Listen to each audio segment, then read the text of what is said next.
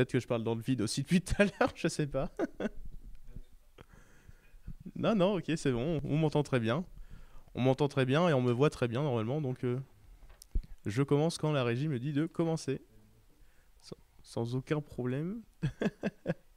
Encore quelques problèmes pour l'instant, mais c'est pas grave. Alors, il y en a qui disent que c'est bien, il y en a qui disent que c'est moyen. Petit débat en régie. Qu'est-ce qu'on fait? On va faire comme si de rien n'était. On peut commencer comme tel? Très bien. On oublie tout et on recommence comme si rien n'avait existé.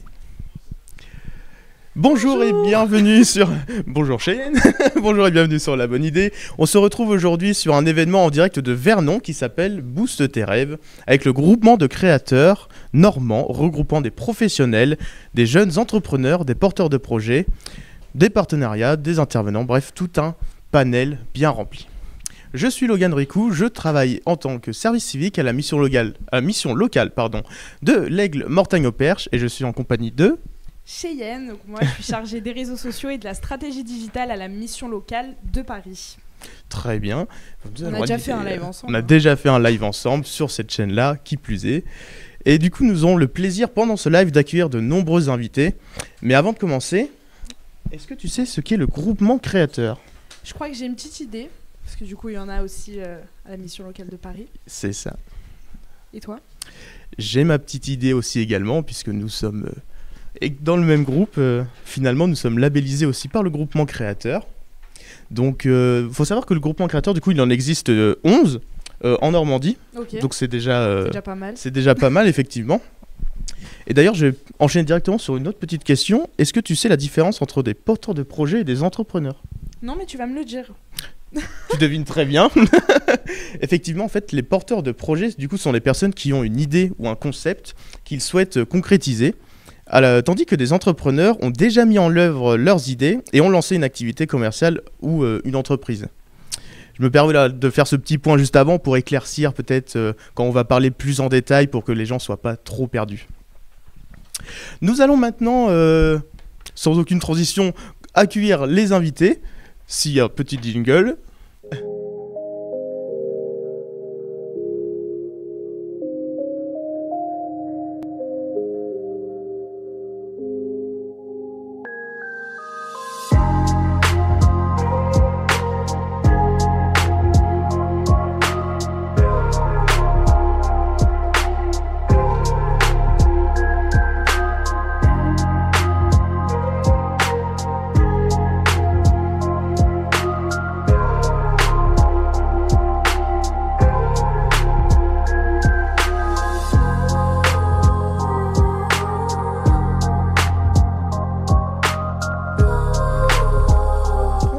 Très bien.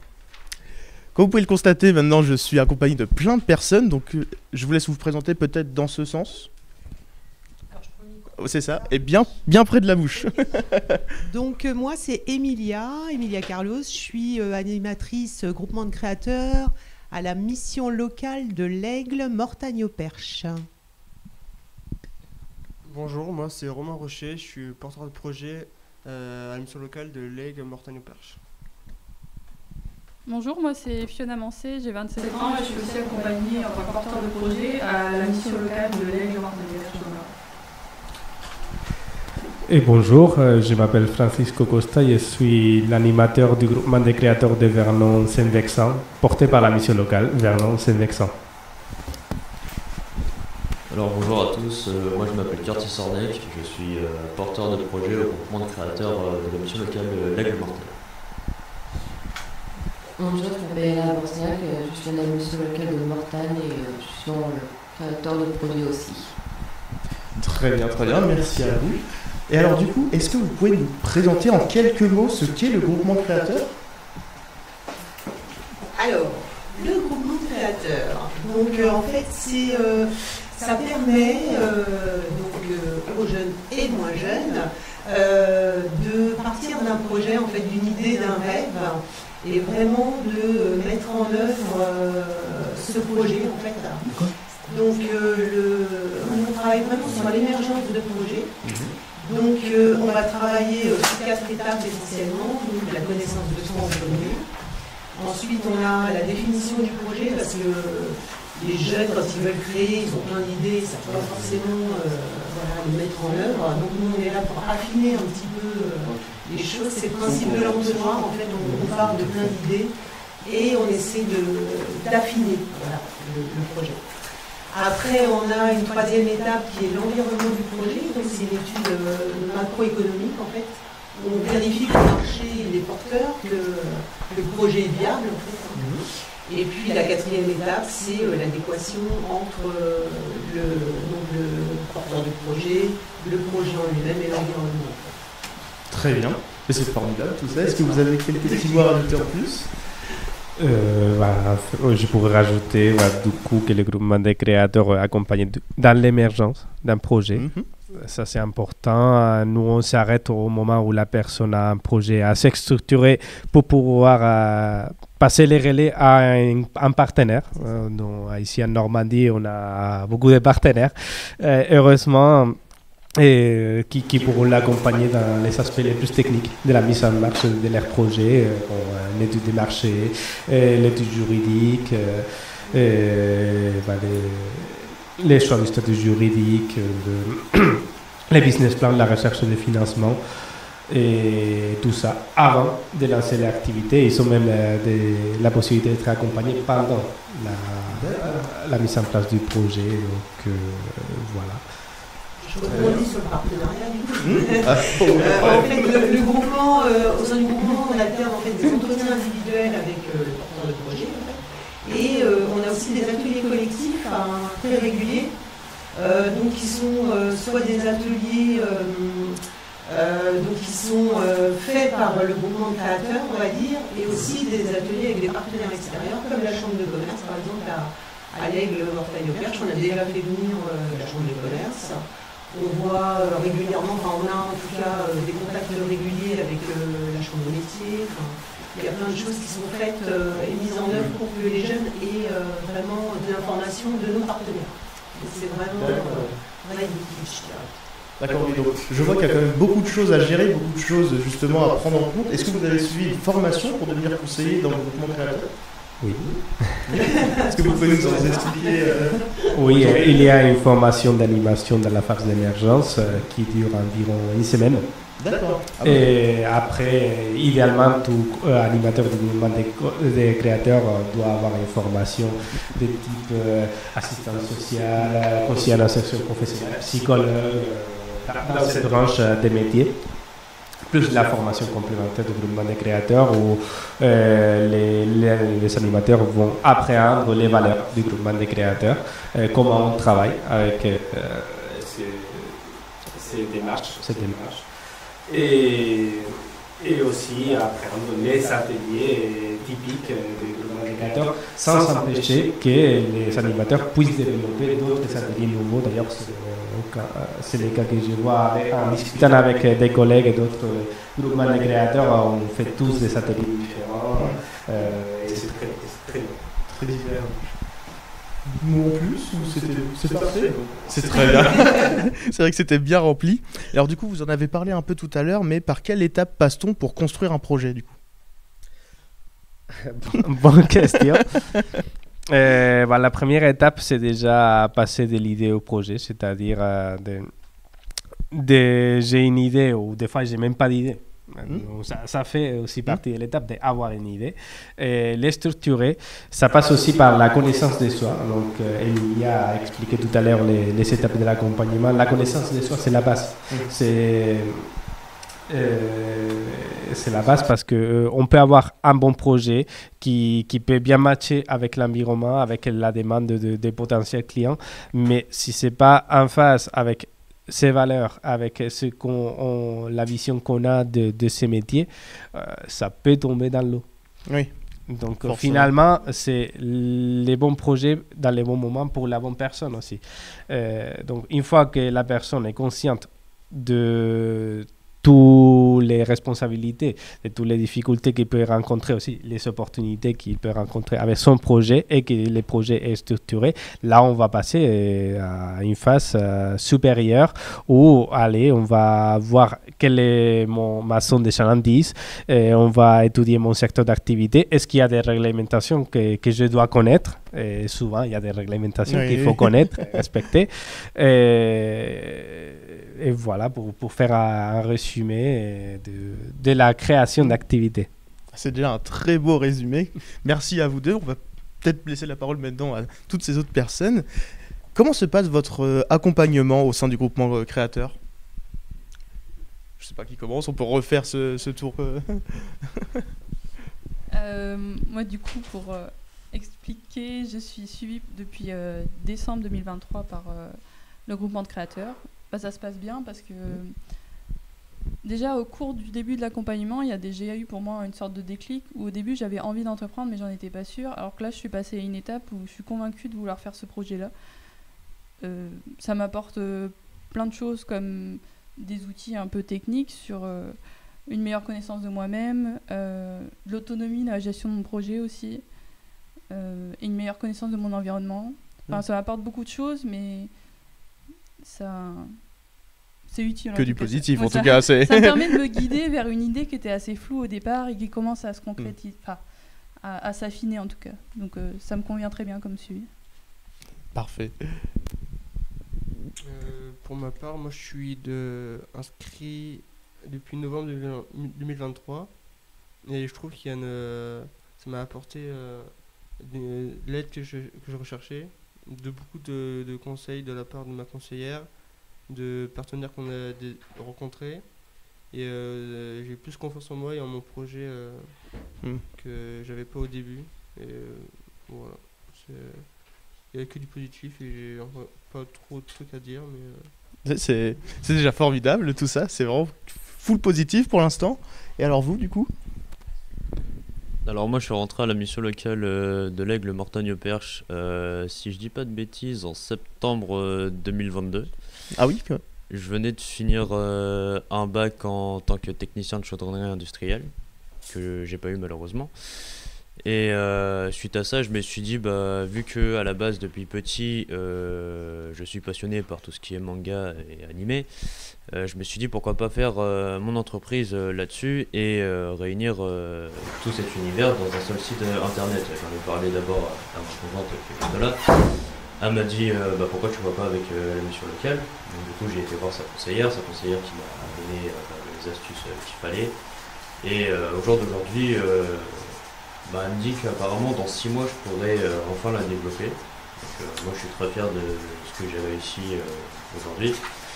Et tout ce que j'espère c'est que ça va porter ses fruits et que moi après personnellement je sais que ça va porter ses fruits vu ce que je propose. Je sais que dans tous les cas je vais rien lâcher et puis je vais continuer. C'est une très belle mentalité ça. Merci. Alors moi je suis rentrée dans le groupe créateur en 2023 aussi. De base j'étais pas pour, mais il y a eu un cas qui s'est passé pour une petite qui s'était suicidée contre l'harcèlement scolaire. Donc ma part je l'ai vécu aussi de la maternelle jusqu'en collège. Donc j'ai décidé de faire un jeu contre l'harcèlement scolaire. C'est vraiment un cas qui est ma cause parce que j'en ai dit les jeunes et il n'y a pas que ça aussi, c'est qu'il y a aussi la parole. Je sais qu'il y a beaucoup de jeunes qui n'arrivent pas du tout à communiquer avec les parents, les profs ou la CPE ou les directrices, soit peur de jugement ou la honte ou aussi les menaces par les élèves de dire si tu dis au prof, on va pas dire le cas quoi. Donc j'ai envie d'aider vraiment les jeunes contre l'harcèlement scolaire. C'est un très beau projet. Vous avez tous de très beaux projets en tout cas. Et je suppose que vous avez participé à des ateliers. Est-ce que vous pouvez nous en parler un peu plus de ces ateliers ? Votre ressenti, comment ça s'est déroulé ?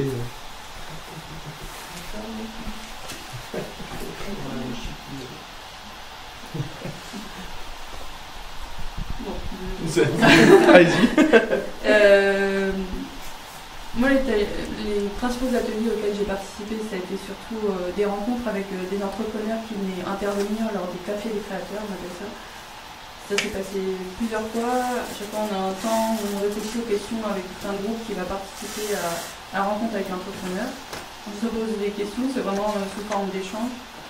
Et ça fait vraiment un retour d'expérience de l'entrepreneur avec son propre vécu du terrain, en fait, de son activité.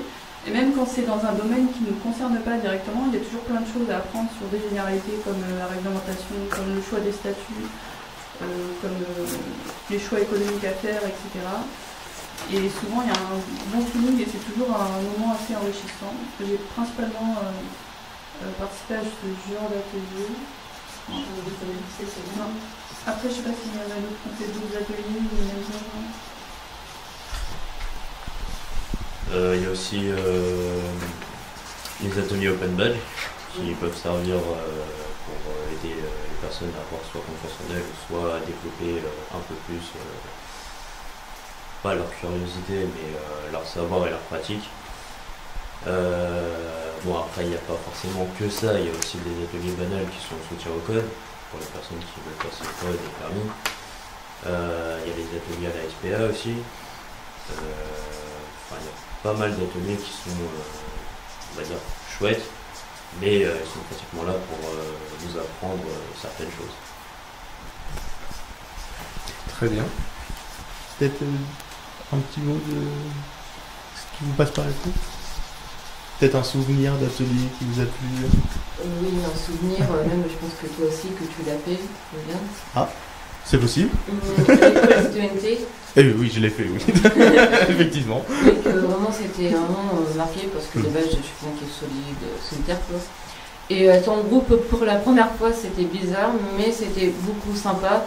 Et pas que ça, aussi les entrepreneurs qui ont été voir aussi, c'était super bien. Et les personnes qui sont venues, comme Véronique, qui est venue de Paris, qui est venue carrément nous voir pour lui poser pas mal de questions sur la politique ou un débat, mais c'était super bien. Et puis après, il y a eu beaucoup de débats pour l'harcèlement scolaire, ça aussi. On a eu le débat de handicap, l'environnement, la nourriture, et je sais plus quoi d'autre. Mais c'était beaucoup marqué pour moi. C'était bien. Je confirme que l'ENSIT, c'est une semaine qui change tout ton comportement. Oui, ça change beaucoup. On apprend plein de trucs, on change. Mentalité, c'est un grand mot, mais j'avoue que moi qui ai fait l'ENSIT, je suis rentré en mode je suis pas très travail en groupe, je suis un peu aussi solitaire. Je suis ressorti de là, ouais, une deuxième semaine, ça peut être pas mal. Pourquoi pas en faire une deuxième, mais bon. Après, pas forcer à la mission locale, hein, mais je passe le mot comme ça. Bon, en tout cas, c'est formidable. Merci beaucoup de nous avoir parlé de tout ça. Est-ce que vous avez des projets futurs pour vos entreprises ou même pour le groupement créateur? Ils sont pas forcément présents, mais leur projet. Vous n'avez pas projet? Bah alors, je suis très mauvais. Présentez votre projet. Allez-y. Du coup, moi j'ai un projet de création d'activité dans la maroquinerie, donc ça serait création, fabrication, maroquinerie et vente, de type plutôt artisanal. Après, je suis en train de définir un peu la liste des produits que je voudrais faire et je voudrais m'implanter en Normandie, mais pouvoir vendre plus loin via la vente en ligne, via des marchés ou des boutiques de maroquinerie existantes qui vendent déjà de la maroquinerie. Bon, voilà, je peux en parler très très longtemps, mais je laisse la place aux autres. Voilà, aucun souci, être passionné, c'est. Moi, mon projet, c'est de créer mon entreprise de transformation, de m'implanter en Belgique. Et j'ai commencé à avoir ce projet-là en tête suite à une vidéo que j'ai vue sur YouTube d'un homme qui parlait d'une personne qui s'était spécialisée dans les recours mammaires suite au cancer du sein. Ça m'a donné envie de faire la même chose et recouvrir psychiatrique pour aider les gens à se sentir mieux dans leur peau. Et ma seule, c'est organiser de la personne et pour leur donner une seconde vie, on va dire comme ça. D'accord. Et du coup, tu as fait des formations et tout ça Je n'ai pas encore fait, mais grâce à l'info locale et au groupe créateur, j'ai possibilité d'en faire et je vais voir pour financer cette formation. Très bien, très bien. Et bah, bon courage. Merci beaucoup. Du coup, vous avez un peu présenté votre projet déjà. Bon, après, moi je peux le redire. Enfin, mon projet, c'est de créer ma boutique en ligne sur, sur on va dire, la culture asiatique. C'est pas un grand mot, mais ce serait plus de la vente de manga, de figurines, de jeux vidéo sur les animés, les cosplays, qui sont les déguisements des personnages qu'on peut incarner pendant la convention. Des petites confiseries asiatiques, tout ce qui est mochi, boisson, machin. Et les répliques d'armes également, parce qu'il y a pas mal de personnes quand ils font leur cosplay qui ont des répliques d'armes. Et Et bien c'est déjà pas mal, c'est déjà beaucoup. Donc du coup je suis Rodrigue, du coup moi j'ai créé mon jeu dans l'harcèlement scolaire, un jeu de cartes, pour aider les jeunes à se sentir mieux dans sa peau et puis développer la parole. Jeu de cartes qui pourrait être disponible du coup dans les écoles aussi. C'est dans les écoles et ma conseillère qui m'avait dit aussi de les vendre soit Super U, soit j'avais pensé soit Super U ou Leclerc vu que c'est plus grand et tout. Ok, bah, super. Super. Pourquoi pas sur le site aussi. Petite case en plus. On va ok, c'est formidable. J'ai vu les deux invités du coup qui sont arrivés. Je vous remercie beaucoup pour toutes vos présentations, pour toutes les discussions que nous avons eues. Et je laisse maintenant la place aux deux invités de venir sur le plateau. Merci.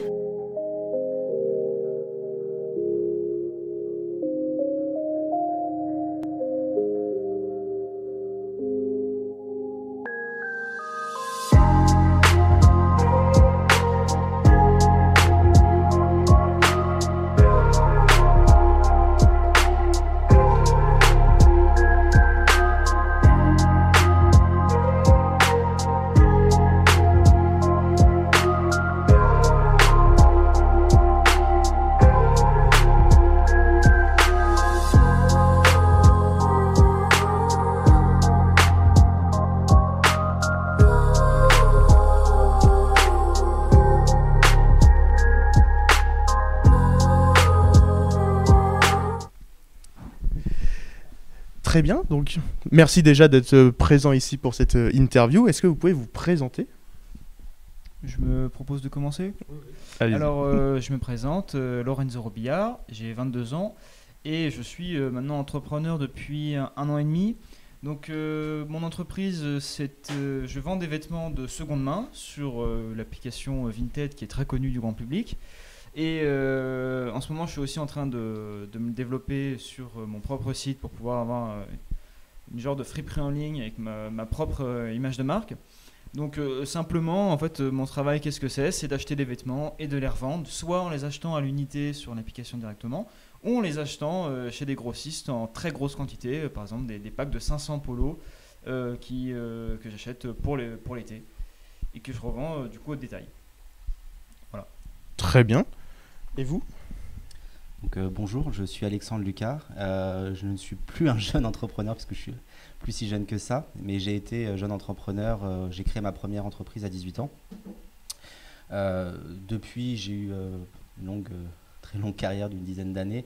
Et maintenant, je suis salarié, donc je suis chargé de développement économique à la Manufacture des Capucins. C'est une SCIC, une société coopérative d'intérêt collectif. On est une structure de l'ESS, l'économie sociale et solidaire. Factuellement, on crée des produits économiques qui nous permettent d'assurer l'existence d'un lieu, qui est un lieu ressource pour le territoire, donc dédié à la transition écologique et sociale. Mais c'est un lieu d'expression. Il y a des ateliers, il y a des concerts, il y a des entrepreneurs qui viennent prendre des locaux, louer des espaces, monter des projets économiques. Et on a un lieu qui est là pour répondre aux besoins du territoire. Et à côté de ça, donc, on est obligé d'être innovant pour équilibrer peu de moyens, beaucoup d'ambition. Et c'est aussi pas mal d'imagination. Très bien. Donc, pour reprendre le mot, vous avez tous les deux des ambitions bien remplies. Mais alors du coup, comment vous est venue l'idée de devenir entrepreneur? Moi, l'idée de devenir entrepreneur, en fait, elle est partie de l'idée de ne pas être salarié. Alors, c'est un grand mot, hein, parce qu'évidemment, j'ai pas une expérience salariale qui est énorme. Mais en fait, cette expérience que j'ai eue, en fait, elle m'a fait comprendre que avant, si besoin de devoir entrer dans le salariat, avoir un poste un petit peu comme la majorité des Français, ça va être de réussir à créer ma voie tout seul. En fait, j'ai eu cette envie et cette volonté surtout de me débrouiller tout seul, de créer quelque chose de A à Z pour pouvoir subvenir à mes propres besoins. Pour être vraiment c'est comme pour être le maître de ma vie et c'est moi qui gère mon emploi du temps. C'est moi qui me gère. J'ai pas d'autre mot que je vais avoir la main sur mon avenir. c'est parfait. C'est 22 ans, c'est ça que vous m'avez dit? 22 ans. C'est très jeune, et franchement félicitations d'avoir créé déjà ça, d'avoir autant d'ambition à cet âge-là. Merci. Moi je trouve ça fabuleux. Et vous du coup? Alors, plutôt que de parler d'entrepreneuriat en tant que tel, la création d'entreprise, je vais parler d'esprit entrepreneurial. Et j'ai rejoint Lorenzo sur le côté être le changement qu'on veut voir dans ce monde, pour citer Gandhi. À un moment donné, des façons de faire des choses qui ne correspondent plus à ses valeurs, ses idées, et on a le besoin d'être proactif, d'impulser le changement qu'on veut voir. J'ai la chance à la manufacture, mais c'est une chance que j'ai essayé d'identifier dans des aspects de ma vie. En plus de mon statut salarié, j'ai deux associations dont j'ai la présidence, je suis pompier volontaire et père de 4 enfants, donc c'est des belles semaines. Mais j'ai la chance de pouvoir être proactif, de déterminer comment je vais travailler, de créer les produits que je vais vendre et de choisir les modalités avec lesquelles je vais le faire. Donc d'être l'artisan effectivement de ma vie, de ma façon de travailler et de pouvoir y insuffler les valeurs que je veux défendre en termes de durabilité, en termes d'esprit social et d'esprit solidaire. Très bien. Et du coup, moi j'enchaîne directement du coup sur une autre question. Aviez-vous du coup été accompagné durant le processus de création de votre entreprise par le groupement créateur, ou est-ce que c'est une idée de rejoindre le groupement qui est venue après? Comment ça s'est passé globalement? Moi, ça arrivait un petit peu en même temps. C'est-à-dire que moi, ça arrivait très très vite. Tout s'est enchaîné en l'espace de 3 mois. Je suis passé de commercial à entrepreneur qui gagne sa vie. Ça allait très très vite parce qu'en fait, j'étais donc commercial sur Paris. Je vendais des imprimantes. C'est un travail qui est très compliqué parce que faut avoir les dents longues, comme on dit. Ça m'a complètement dégoûté finalement de ce métier-là, de devoir marcher des kilomètres et des kilomètres, taper à des portes et demander à des entreprises si elles veulent nos imprimantes, en général à ça pour nous. Donc j'ai décidé de tout arrêter, mais je n'avais pas encore projet. J'ai tout arrêté, je me suis dit je vais devenir entrepreneur. Comment je vais faire? Je ne sais pas, mais je vais y arriver. Je me suis mis de mon ordinateur, j'ai commencé à chercher, j'ai tout testé. Et en fait, quand j'ai découvert Nidem, donc c'est d'ailleurs au bout de 2 semaines de recherche entrepreneuriale, je me suis dit ça, c'est une méthode simple, parce que très peu d'investissement, c'est rapide à mettre en place, donc j'ai commencé. Et j'ai eu une évolution très rapide parce que j'ai finalement commencé à me renseigner du mieux que je pouvais, et j'ai investi au début quasiment tout l'argent que j'avais là-dedans. Et ça a payé parce que du coup, ça a marché. Et à la suite de ça, quand j'ai commencé à me déclarer, c'est là que j'ai découvert le groupement des créateurs via Pôle emploi. Et j'ai vraiment sympathisé. J'ai trouvé que le groupement des créateurs en fait, apportait vraiment quelque chose. Moi, surtout dans la structure en fait, de mes semaines, parce que quand je plaçais un rendez-vous, c'était là pour que c'était le moment où je devais avoir une évolution en fait dans mon activité. Donc, je calais des rendez-vous et à chaque fois, j'avais une évolution entre chaque rendez-vous au sein même de ma propre activité. Donc, c'était au-delà de juste m'inspirer, c'était vraiment me structurer. D'accord, merci beaucoup. Je vous donne la parole. Alors, du fait de mon très grand âge, j'ai pas eu la chance de bénéficier d'un accompagnement de la mission locale. J'aurais bien aimé. Je pense que soit la structure n'était pas assez encore développée à l'époque, soit j'avais pas la visibilité qui me permettait pas la visibilité qui m'a permis de rentrer en relation avec. Et du coup, je viens d'une version de l'entrepreneuriat qui est l'essai-échec, qui était très formatrice, très intéressante d'un point de vue pédagogique et qui m'a permis de grandir. Après, il y a des écueils que j'aurais préféré m'éviter, et je pense que le travail que fait la mission locale ou que font les structures d'accompagnement local sont hyper importantes, surtout avec les modalités actuelles. Il y a eu une grosse évolution sur la pédagogie, sur la prise en compte des projets. J'ai essuyé des refus de banques, essuyé pas mal de rejets qui peut-être ne seront plus, et je l'espère en tout cas, ne seront plus opposés aux innovateurs plus jeunes. Mais c'est pour ça que j'ai été très content de rencontrer la mission locale et mon homologue vernonais, Francisco, parce que ça m'a permis aussi de rentrer en relation avec une nouvelle génération d'entrepreneurs, leur communiquer une partie de mon parcours, m'inspirer du leur pour rester dans la nouveauté, l'innovation, et continuer de m'inspirer, puisqu'il y a autant à apprendre des générations qui nous ont précédés que celles qui vont nous suivre. Et puis surtout véhiculer la mission de la Manufacture des Capucins, qui est un tiers-lieu ressource. La finalité, c'est d'accueillir les acteurs locaux et c'est de les soutenir, de les pousser à être innovants et de leur proposer des solutions. On a créé l'année dernière pour la première fois notre marché de Noël artisanal et local, où on mettait à disposition gratuitement un espace pour que des artisans du cru puissent proposer leur création à la vente, et que les produits qu'on achète pour se faire des cadeaux à Noël ne soient pas des produits qui viennent de Chine, qui soient juste revendus sur un marché avec un biais économique qui soit juste faire du fric pour faire du fric. Nous, on voulait faire du fric, mais parce que ça reste de l'entrepreneuriat, mais avec du sens. Et mettre en avant tous les acteurs qui sont courageux de se lancer face à une économie peut-être un peu déloyale et beaucoup plus facile d'achat-revente de produits faits par des petites mains à l'autre bout de la planète. Et en tout cas, une version d'entrepreneuriat qui ne sera pas durable, puisqu'elle ne pourra pas exister dans 20 ans, elle ne pourra plus exister dans 30 ans. Et si on veut que les structures qui puissent continuer nous permettre d'avoir des cadeaux de Noël dans 20 ou 30 ans existent, il faut les aider à émerger. Et ce que fait la mission locale et ce qu'on essaye de faire en accompagnement de la mission locale, pour moi, c'est fondateur de l'entrepreneuriat qui existera sur le territoire demain, du tissu entrepreneurial de demain. Très bien, c'est très beau. Comme ça, vous avez tous les deux de très gros projets. Je suppose que vous avez eu des difficultés, peut-être des obstacles. Quelles ont été du coup vos plus grosses difficultés, plus gros freins que vous avez pu avoir lors de vos créations de projets? Moi, mon plus gros frein, c'était les moyens, en fait, parce que quand j'ai commencé, j'avais pas non plus des moyens illimités, et en fait, j'en étais arrivé à, si je faisais un mauvais investissement, donc j'achetais un mauvais lot de vêtements, par exemple, je me retrouvais avec 500 vêtements pourris et 1000 euros en moins, donc, c'est un exemple pour les chiffres. Donc forcément, on se retrouve vite à devoir se démerder comme on peut et trouver des solutions sur sur comment acheter des vêtements finalement pas chers. Pour moi, c'était ça le plus gros problème.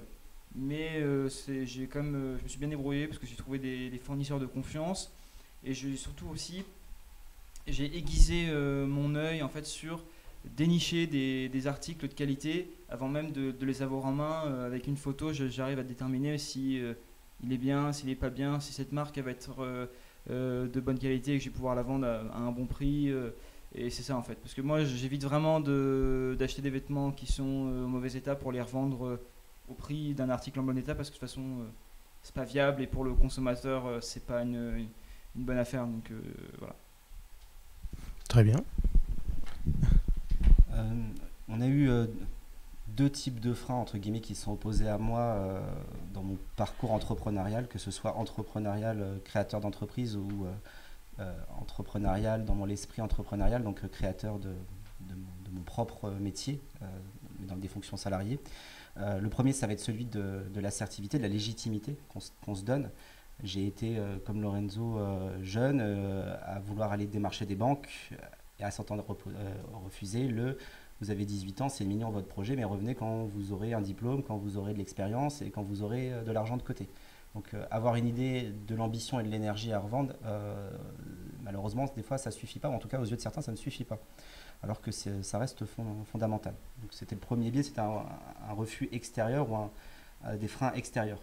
Et ça se combat, entre guillemets, ou ça se contrecarre par l'assertivité, le fait d'être certain de soi, d'oser et de savoir que l'idée qu'on défend, elle a une valeur, que le travail qu'on peut faire, il a une valeur aussi et qu'il ne faut pas lâcher au prétexte de sa jeunesse, de son inexpérience ou de moyens réduits. Et après, le deuxième biais, c'est le biais intérieur, c'est celui de ses propres doutes, qui va naître de tous les fantasmes, toutes les craintes véhiculées par les autres, véhiculées par soi-même, qu'on va se donner, de se dire j'y arriverai pas, j'ai pas les moyens, il n'y a pas les ressources sur le territoire. Le territoire a été très riche, il y a énormément de talents en présence. Et plus on va au contact des autres, plus on découvre des parcours de vie hyper intéressants avec des gens qui ont beaucoup de talent et qui eux aussi sont en peine et demandent juste à ce qu'on leur laisse leur chance.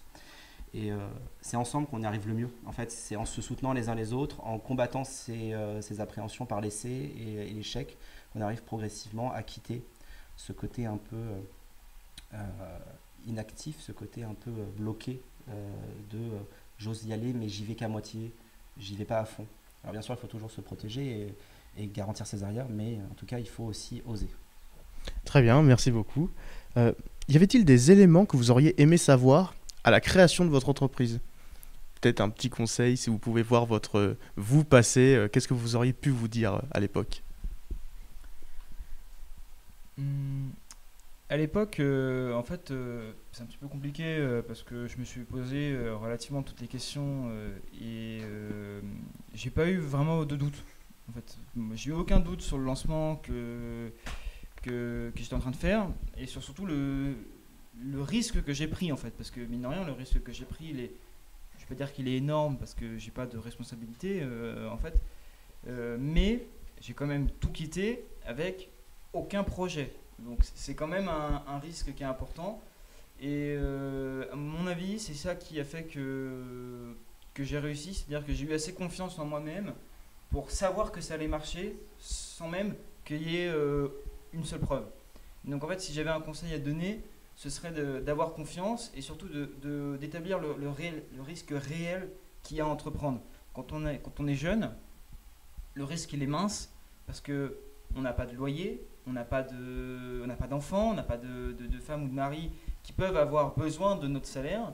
On n'a que nous-mêmes et on a nos parents qui peuvent nous aider. Donc en fait, quand on a cette sécurité déjà de base, si on veut se lancer, on a presque l'obligation de le faire parce que on n'a pas de responsabilité envers quiconque, à part nous-mêmes. Donc c'est pour ça que si on a confiance, on peut y aller. Et si vraiment ça ne marche pas, effectivement là on peut reprendre une voie plus classique. Mais sans avoir essayé, c'est dommage. Vraiment croire à son projet dès le début jusqu'au bout, être après, confiant que ça marche. C'est pas que croire en son projet, c'est surtout croire en soi-même. Parce qu'on peut croire en soi et avoir un projet qui marchera jamais. Mais si on croit en soi, même si le projet ne marche pas, le prochain, celui d'après, pourra marcher. Oui, il faut pas s'arrêter directement à dire ça y est, c'est trop pour moi, j'y arriverai jamais. Très bien. Et vous alors? Alors, j'ai toujours essayé d'entreprendre, d'innover à chaque fois que j'ai pu. Mais si je pouvais revenir en arrière et entre guillemets me donner des coups de pied au fondement à certains moments, ce serait d'arrêter d'essayer de se trouver une légitimité. La légitimité, elle arrivera avec le temps et les réponses, elles arriveront quand il y en aura besoin. On a ce côté un peu de vouloir se former, de vouloir être exhaustif, de vouloir être compétent en tout le temps avant d'en avoir réellement besoin. Et on perd du temps des fois sur il me faut ça, parce que j'en aurais peut-être un jour besoin. Et factuellement, c'est toujours intéressant de s'enrichir, c'est toujours intéressant de s'acculturer à autre chose et de prendre toutes les facettes de son métier. Mais il y a des moments où la solution ne viendra pas de nous de toute façon, elle viendra de l'autre. Et il faut aussi prendre du temps à aller au contact de l'autre et aller chercher des solutions ailleurs. La solution ne viendra pas toujours de nous. Et il y a des moments où il faut l'accepter, l'admettre et se dire que ok, c'est pas grave. Et la solution, c'est pas grave de ne pas l'avoir.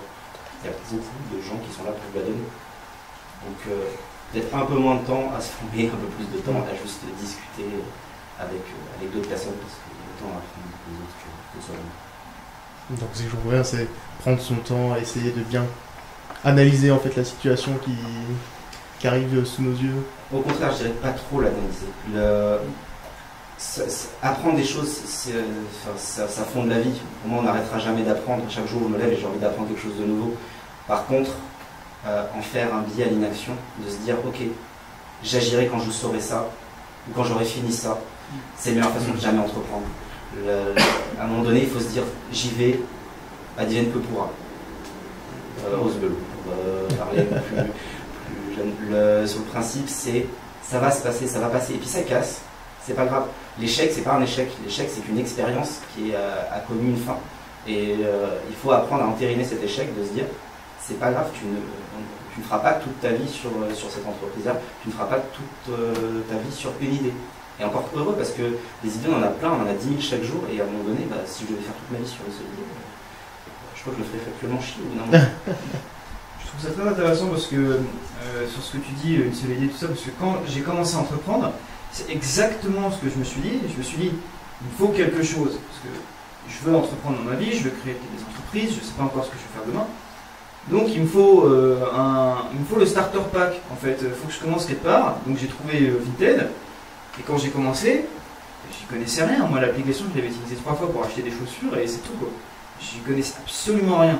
Mais la première chose que j'ai fait, c'est que j'ai créé un compte professionnel, enfin, dans le sens où j'ai professionnalisé mon compte que j'avais déjà. J'ai acheté n'importe quoi, tout ce qui passait par là, j'ai acheté des vêtements, j'ai vu, ah ça marche bien. J'ai fait une analyse de marché d'1 heure et j'ai acheté des vêtements. Alors qu'il y a pas mal de personnes, ce qu'ils vont faire, c'est qu'ils vont passer des semaines et des semaines à analyser ça se vend, ça se vend pas, est-ce que ça c'est une bonne idée, et au final ils vont acheter quelque chose, ça va pas se vendre, ils vont dire ah, bah, c'est une grosse erreur que j'ai faite. Alors que moi, dans tous les cas, je savais que les premiers vêtements que j'allais acheter, ils n'allaient pas se vendre, c'est ce qui s'est passé, 1 fois, 2 fois, 3 fois, et à un moment, bah, comme je l'ai dit tout à l'heure, j'ai affiné en fait, mon œil et mon expérience. Et c'est là que j'ai commencé à réellement entreprendre et à vraiment développer mes compétences. C'est quand j'ai eu un petit peu d'expérience sur mon travail. Et tout ça en ayant en tête que Vinted, c'était pas mon métier d'avenir, c'était juste quelque chose pour me lancer et que j'essayais.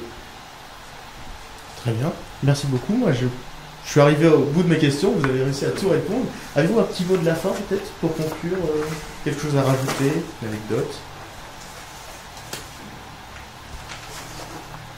Allez-y, allez-y. La régie qui m'envoie des messages. Aucun problème.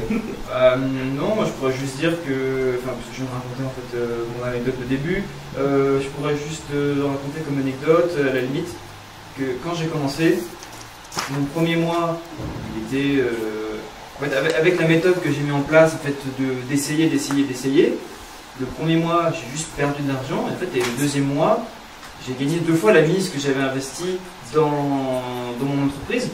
Parce qu'en fait, c'est là que j'ai eu la récompense de mes efforts et surtout la récompense de la prise de risque que j'ai pris à investir rapidement mon argent dans ces vêtements. Alors, je ne vais pas partir sur des anecdotes parce que ça va être long. Mais je vais partir plutôt sur le côté conseil, analyse pour une fois. Pensez fonctionnalité, pensez pas produit. Oui, produit, vous formaliserez après, vous créerez quelque chose, une image de marque, un produit. Mais pensez d'abord à l'usage que les gens vont en faire et quelle est la plus-value qu'ils vont en tirer. Parce qu'une fois que vous aurez répondu à la réalité du commerce, c'est en quoi j'aide mon prochain, vous serez déjà un pas plus proche de faire du chiffre, de vendre et de faire ce qui vous intéresse réellement, c'est-à-dire vivre de votre métier. Mais pour comprendre comment je peux en vivre, il faut déjà que je comprenne pourquoi on va me l'acheter. Et du coup, il faut revenir à la base de tout ça, c'est l'humain, c'est l'autre. Et je resterai sur l'idée de l'humain et l'autre aussi, sur le côté pensée collectif. Il y a beaucoup de structures qui existent maintenant, qui n'existaient pas à une époque, ou en tout cas qui n'étaient pas aussi populaires et démocratisées. Rapprochez-vous de l'URSCOP, regardez les SCOP, regardez les coopératives, regardez les GIE. Il y a tellement de moyens de monter vite en compétences et en qualité en se fondant sur un collectif de 2, 3, 4, 5, 10 entrepreneurs et de partager des coûts, de choses que vous ne pourriez pas vous payer tout seul, de conseils d'experts que vous auriez du mal à avoir et une structure entre guillemets plus pérenne, plus viable. Et en plus, cette proximité des autres, ça va vous donner de l'inspiration, ça va vous donner des reins à un moment donné où ce sera compliqué, parce que comme l'a évoqué Lorenzo, la vie d'entrepreneur, c'est des mois sans, c'est des mois qui performent. Et quand on le fait à plusieurs, bah, ça se lisse tout ça. Et en fait, ça devient beaucoup plus tranquille d'envisager les mois sans pain, parce que déjà, on n'est pas le seul à le faire, on ne se sent pas seul face à son échec, mais en plus, on peut se soutenir les uns les autres sur filer du travail, s'aider à croître ensemble, et on va plus loin ensemble que juste tout seul dans son entrepreneuriat.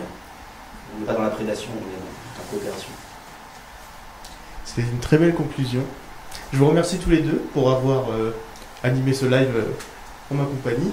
Vous avez été fantastiques, il faut le dire. Vous avez des projets qui sont tous les deux incroyables. Donc, merci encore. Et je vous souhaite plein de bonheur pour le futur de vos projets. Merci. Merci. Vous pouvez. Merci encore.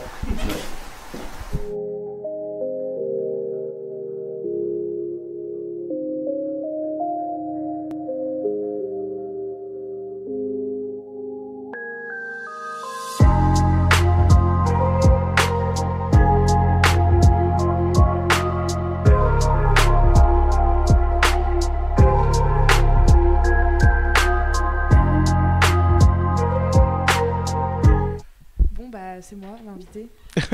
Rebonjour. Bonjour. Bon, franchement, t'as appris plein de choses. Beaucoup, Moi aussi, plein j'ai de envie conseils. derrière, mais j'ai appris plein de trucs aussi. Ils ont vraiment, ils savent de quoi ils parlent. Ils sont vraiment à fond dans leur projet et Il y ça a c'est. plein de projets différents. C'est Oui. un truc de fou. Enfin, Oui, il y oui, a- vraiment. Autant on a vu de la mode, il y a de tout, de la vente. J'ai vu de produits à base de manga et tout. Enfin, c'est trop bien. Mais vraiment, on sent que c'est la passion qui est derrière qui régit tout ça et ça c'est Et ils sont jeunes. formidable. Et ils sont jeunes. Ils sont jeunes. C'est très jeune. Ouais. Réussir C'est à créer courageux, l'entreprise maintenant, c'est. Ça va qu'en fait, à l'époque, c'était peut-être un peu plus compliqué. Maintenant, allier jeunesse et création d'entreprise, c'est possible. Ouais. Encore plus avec toutes les structures comme Ouais, le on a- groupement créateur. Ouais, c'est sûr. Donc, Toi, t'as déjà voulu créer ton activité? j'ai déjà voulu créer mon activité, effectivement. C'était quoi? J'ai voulu créer une activité de vente de vêtements, comme Lorenzo finalement, mais pas sur Ok. Vinted, vraiment juste sur Internet finalement, Mhm. avec un site Internet. J'avais pas rejoint le groupement créateur, du coup j'avoue que j'ai un peu laissé le projet C'était une tomber à idée l'eau. comme ça, tu Mais voulais c'était une pas- idée comme ça. Je revenais en fait, j'étais en plein dans ma formation de justement de concepteur web. Ouais. Il y avait beaucoup de personnes qui avaient des projets, des créations d'entreprise. Je me suis dit, moi aussi je veux faire ça. Moi aussi je veux créer mon entreprise. Chose qui n'est pas si simple que ça. Ça paraît simple parce qu'à chaque fois que les personnes en parlent, c'est simple. Quand tu passes derrière, c'est plus Le complexe. pire, je crois que c'est le juridique. Moi, j'étais en com avant et on avait fait la simulation de créer une start-up. Le côté juridique, il est horrible. Oui. Tu dois connaître Je toutes les confirme. lois, tu dois prendre un nom qui n'existe pas dans le monde entier. Non, que- c'est dur. Mais toi, c'était quoi comme vêtements que tu voulais vendre? C'était Tout c'était de tout. C'était un peu de principalement. En fait, l'idée c'était d'avoir un design en fait un peu personnalisé, puis après de revendre tout ça. Peut-être des ambitions un peu trop grandes pour moi, pour ma petite personne. Mais non. Mais qui sait, peut-être que plus tard. En voilà. boutique en ligne ou Tout sur Internet. Tout sur Directement. Internet. Parce que les boutiques en ligne, commencer avec ça, c'est compliqué. Surtout quand t'as pas beaucoup de budget. Ouais. Du coup, forcément, on essaye de faire au mieux. En ligne, c'est ce qui marche pas mal, puisqu'en fait, finalement, les gens peuvent acheter quand ils veulent. Ils sont livrés directement chez eux. C'est plus simple. Ouais. Il y a un petit peu de stock à gérer, mais grossièrement, c'est possible. Oui. Même si on est tout seul derrière la machine, c'est possible de gérer tout ça. Puis après, ça grandit au fur et à mesure que l'entreprise. C'est du travail, de toute façon. C'est ça, On c'est n'a du rien sans travail. rien, comme on Exactement. As-tu voulu créer une entreprise, toi Oui et non. En fait, quand j'étais en com, on nous a un peu imposé à faire le projet de start-up. Donc, on était un groupe de 4. Avec mes copines, on a pensé à un truc, mais je crois que ça existe maintenant. En fait, c'était une application. Par exemple, tu sais, quand on sort entre amis, on sait jamais où manger. On finit toujours au McDo, en fait. Oui, c'est Voilà. ça. Du coup, on s'est dit, on va créer une application où les gens ils peuvent échanger leur lieu, en fait, où ils vont. Donc, ça peut être des sorties, des restos, des activités à faire en plein air ou quoi. Il y a plusieurs catégories. En fait, les gens, ils mettent le resto où ils ont été, leurs avis, etc. Et les gens, ils partagent, en fait, entre eux. Comme ça, C'est bien, tu ça. galères, tu ouvres l'application et puis tu sais où tu vas manger, tu peux mettre des trucs en favori. On avait appelé l'application les As de cœur, je crois. D'accord. Rien à voir Oh, avec... juste, il y avait peut-être une Bah, raison en fait, particulière on ou voulait l'appeler un peu coup de cœur, mais bon, c'est déjà pris. On voulait l'appeler coup de cœur parce que on s'est dit, les gens ils vont partager justement leur coup de cœur de sortie, de resto et tout, et du coup c'est plus facile à trouver une sortie à faire, quoi. Mais je crois que ça existe maintenant. C'est possible, je suis pas au courant. Il me semble. Et puis après, quand je suis sur TikTok et que je vois des lives des gens qui font des bonbons là, qui vendent des bonbons, t'es Oui, jamais tombé sur- oui, si, au début j'étais quoi, des bonbons, Je peux mais rester si maintenant. des heures devant ça. Ils font leur commande en live. Je peux rester des heures devant ça et c'est déjà passé dans ma tête de me dire si je peux faire ça à côté de mon travail juste pour avoir un peu d'argent, mais ça m'a l'air très compliqué à gérer, quoi. En Ouais, plus d'un travail, ouais. Déjà, faut avoir un espace chez toi Ah bah pour c'est mettre sûr. tous les bonbons. Et Bah, puis moi, je vais plus en manger que les C'est vendre. très chronophage quand même. Ouais. Hein, c'est. T'as énormément de choses. Je vois, ils font des boissons maintenant, des bonbons. Ils font des lives, donc ils ont des cadeaux. Ça leur fait gagner de l'argent en plus. Et les commandes et tout. Mais je trouve ça satisfaisant de faire des colis. Mais j'ai travaillé chez Zalando dans ma vie. Et je faisais C'était des satisfaisant colis. Zalando. J'étais plus ou moins bien payée, quoi. C'était de l'intérim, mais j'adorais faire des colis. Je faisais les commandes des gens de vêtements, enfin sur Zalando, il y a de tout. Donc, Oui, bah oui, forcément. j'adore. Et c'est pas trop répétitif comme Si, vous au bout d'un moment. c'est pas un taf à faire toute la vie, mais C'est marrant, un peu. j'aimais bien faire des petits Faut colis. tester. Enfin, tu sais, quand t'es petit, t'aimes bien. On te dit toujours, tu veux faire quoi? Moi, je voulais être caissière, quoi. Parce que t'aimes bien, je sais pas. Contact des gens. Bien faire l'adulte, oui. Ouais, c'est ça. Quand t'es petit, c'est ça. Mais on va dire que moi, de moi-même, non, je pense pas que j'aurais. Peut-être un restaurant. Restaurant, c'est cool. Ouvrir un restaurant. J'y ai pensé à un moment. Petite boulangerie. Je pense qu'on y pense tous. Ouais, c'est. Je sais pas. Parce que ça peut être un grand restaurant, ça peut être, comme tu dis, une boulangerie. Petit restaurant, mais c'est familial, un restaurant. Ouais. T'as des gens qui arrivent, tu leur fais à manger, tu rigoles avec eux. Mais je pense que c'est dur, un restaurant. Ou alors un fast-food. Mais un fast-food, faut en Il y a trouver un beaucoup qui soit Il y a quand même beaucoup bien original, parce que de youtubeurs qui lancent leur concurrence, fast-food, hein, quand même. en Oui, même j'ai temps. vu. Dernièrement, c'était Michou. Et Amixem aussi. Mais Michou, il est où son restaurant? Je sais pas. Je sais pas où il est, mais il a bien marché au Il y a quelqu'un début. d'autre qui a créé un fast-food qui est hyper connu, là. Avec du poulet. Alors, avec du poulet, moi j'ai que Mister V du coup, mais c'est avec. Non, Mister V, il a c'est fait pas- une c'est- pizza et après il fait des partenariats. Ouais, peu c'est un avec, partenariat, ouais. ouais, donc forcément. Non, c'est un youtubeur fast good cuisine. Ça, je suis pas au courant. Mais il a ouvert un truc de fast-food qui déchire. Enfin, qui déchire apparemment. J'ai jamais goûté. Parce que c'est que de la livraison en fait. D'accord. Il n'y a pas de point D'accord, où ok. tu vas prendre à emporter et tout. Ah bah si, Tu c'est peux comme. que C'est commander ouais, sur, c'est une Uber application, ou- ouais. Ok, ouais. Bah, en fait, tu commandes C'est pas sur plus les- mal. Ouais, mais par Finalement. contre, du coup, j'ai jamais goûté. À chaque fois que j'avais Uber Eats, j'étais pas à côté d'un Pepe Chicken, je crois que ça s'appelle. Ouais. Bah après, vous avez Ah, plus une de chances connaisseuse, vous avez plus de chances d'avoir c'est de restaurants comme ça. Personne n'a goûté ici. Sur cette occasion, en rentrant, d'essayer. Mais ouais, apparemment c'est très bon, mais il se fait beaucoup aussi clasher sur les prix. Mais ça, je pense que quand Forcément, t'es quand tu auto-entrepreneur et que commences, tu lances les prix, ça doit. Bah, et je le vois déjà avec les lives de bonbons. Hein. Il y en a plein dans les commentaires qui se plaignent des prix des bonbons, mais en même temps, Bah, si tu si te c'est fais la pas de marge, qualité, si t'achètes et que tu te fais pas de marge, c'est mort. Faut choisir entre avoir de la qualité à un prix un peu plus élevé ou avoir un prix plus bas, mais forcément avoir quelque chose d'un peu moins qualitatif. Ouais. Mais je pense qu'un restaurant, c'est bien rentable. Je pense. C'est une grande Faut une charge bonne mentale. communication derrière. Ouais, surtout beaucoup de com. Mm. Parce que il y en a beaucoup finalement, hein, Mais- des restaurants. Mais aujourd'hui, de toute façon, avec les réseaux sociaux, ton restaurant, il peut péter du jour au lendemain. Mm. Je sais pas si t'as entendu parler de l'histoire d'un monsieur qui avait un restaurant, je sais plus où, je crois que c'était en Île-de-France. Et en fait, il avait personne, mais il était passionné, etc. Et il y a un influenceur qui fait du coup des visites de resto, etc. Enfin, qui promue les restos sur ses réseaux sociaux. Mm. Il l'a fait et la queue tous les jours, quoi. D'accord. En fait, parce qu'il allait fermer. Parce qu'il avait Ah plus oui, d'argent. forcément. La vidéo, elle est horrible. Hein. Elle fait trop de la Elle peine. est hein. trop triste. Elle est trop triste. Mais du coup, comme quoi, les réseaux sociaux, du jour au lendemain. Bah, ça peut changer une vie. Je pense que dans le groupement de créateurs, les réseaux sociaux, ça joue pas mal. En tout cas, à la Mm. fin du projet, je pense que. Savoir bien communiquer sur son projet. Ouais, tout je ça. sais pas s'ils le font. Faudrait Je peut-être poser sais la pas s'ils le question font. à- Je sais pas si à vous la savez, fin. vous, en régie, s'ils le font. L'accompagnement. L'accompagnement des réseaux réseaux sociaux, la Au communication. sociaux. Personne ne sait si on n'a pas de spécialiste, en fait. Voilà. Les spécialistes sont partis. Mais je pense, moi, que ce serait une étape importante à la fin. Parce que la je communication, trouve aussi. c'est pas juste les flyers. Ou le bouche à oreille marche très bien aussi. Oui. Mais pareil, il faut que les gens y viennent. Moi, j'ai un ami à moi qui a ouvert un restaurant, il n'y a pas longtemps. Un restaurant de luxe, un peu. Pas gastronomie, mais voilà, de la bonne viande. Mais voilà, c'est bien chère, travaillé, etc. ouais. Le restaurant incroyable, enfin trop beau, la déco Mhm. et tout. Bah, au début, il a fait venir. C'est intelligent en fait ce qu'il a fait, parce qu'il a fait venir toute sa famille, ses amis pour tester. Eux, ils en parlent autour d'eux, donc forcément, déjà, t'as pas Mhm. mal de gens qui sont au courant. Forcément, oui. Et beaucoup réseaux sociaux. Son restaurant, je le vois partout sur TikTok maintenant. Alors qu'il a ouvert là, il y a même pas un mois, quoi. D'accord. Il est plein tout le temps. Et alors, du coup, parce que tu viens d'une grande ville, moi je viens de campagne, Ouais. il y a des différences quand même de communication. Est-ce que c'est plus facile de juste... commencer dans grande ville ou. Je sais pas, parce qu'après, c'est pas à Paris même son restaurant. Hmm. Quand on est en banlieue, ça peut être vite paumé aussi. D'accord. Donc, non, des fois, franchement, en plus, je crois qu'il est pas. Il est un peu loin, quoi, de Paris. Il doit être à 40 minutes de Paris, donc c'est pas non plus D'accord. à côté.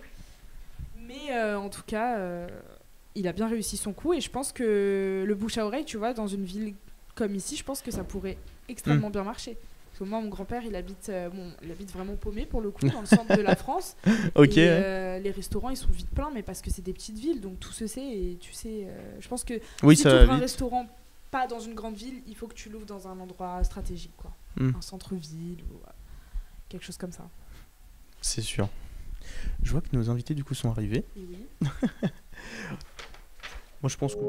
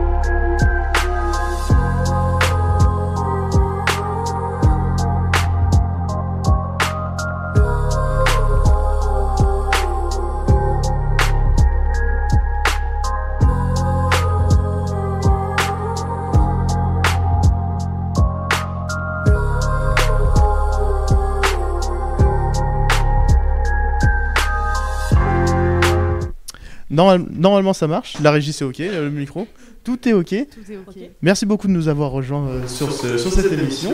Est-ce que vous pouvez vous présenter déjà pour toutes les personnes qui nous regardent? Alors je suis Saleh Kiawa, cofondatrice de Yasso, la plateforme de sortie d'hospitalisation, de coordination de sortie d'hospitalisation exactement. Donc merci de me recevoir. Mais c'est un grand plaisir. Comment vous avez créé cette startup? Alors moi, là-bas, je suis assistante sociale. Et donc, mon métier, c'était d'accompagner les patients, d'essayer de les faire sortir avec tous les besoins dont ils pouvaient désirer, et faire en sorte qu'il y ait un mieux-être après, au cours donc, de leur prise en charge médicale. Sauf que ce métier qui est toujours une passion d'ailleurs, j'avais énormément de patients, peu de temps à leur accorder, avec moins de personnel également pour pouvoir accompagner.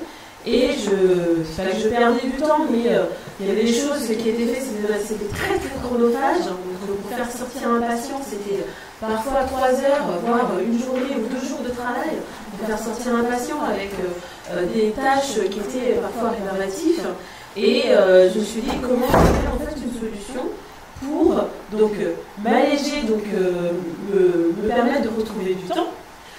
Donc à la base, c'est quand même une création très très personnelle, hein, c'est très très égoïste.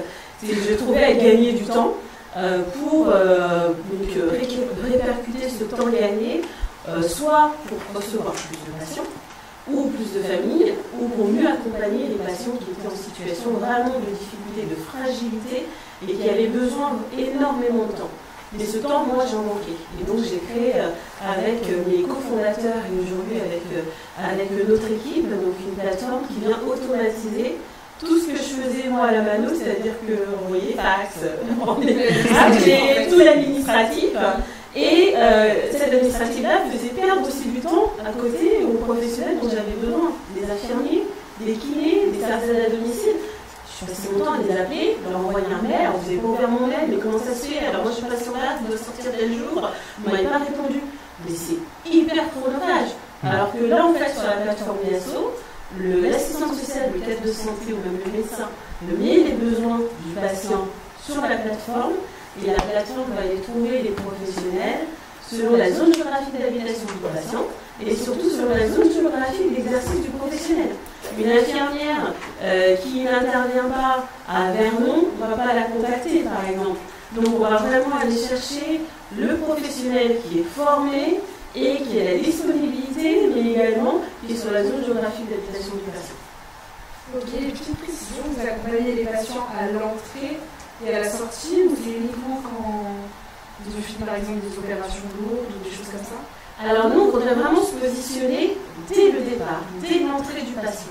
C'est-à-dire qu'on fait vraiment faire avec cette plateforme-là, il y a vraiment ce qu'on appelle un changement de paradigme. C'est-à-dire là où on attend la fin d'hospitalisation du patient pour dire maintenant il faut sortir, et à la limite on fait sortir ce qu'on appelle des sorties sèches sans rien alors qu'on sait qu'il a des besoins, parce qu'en fait il faut libérer des lits.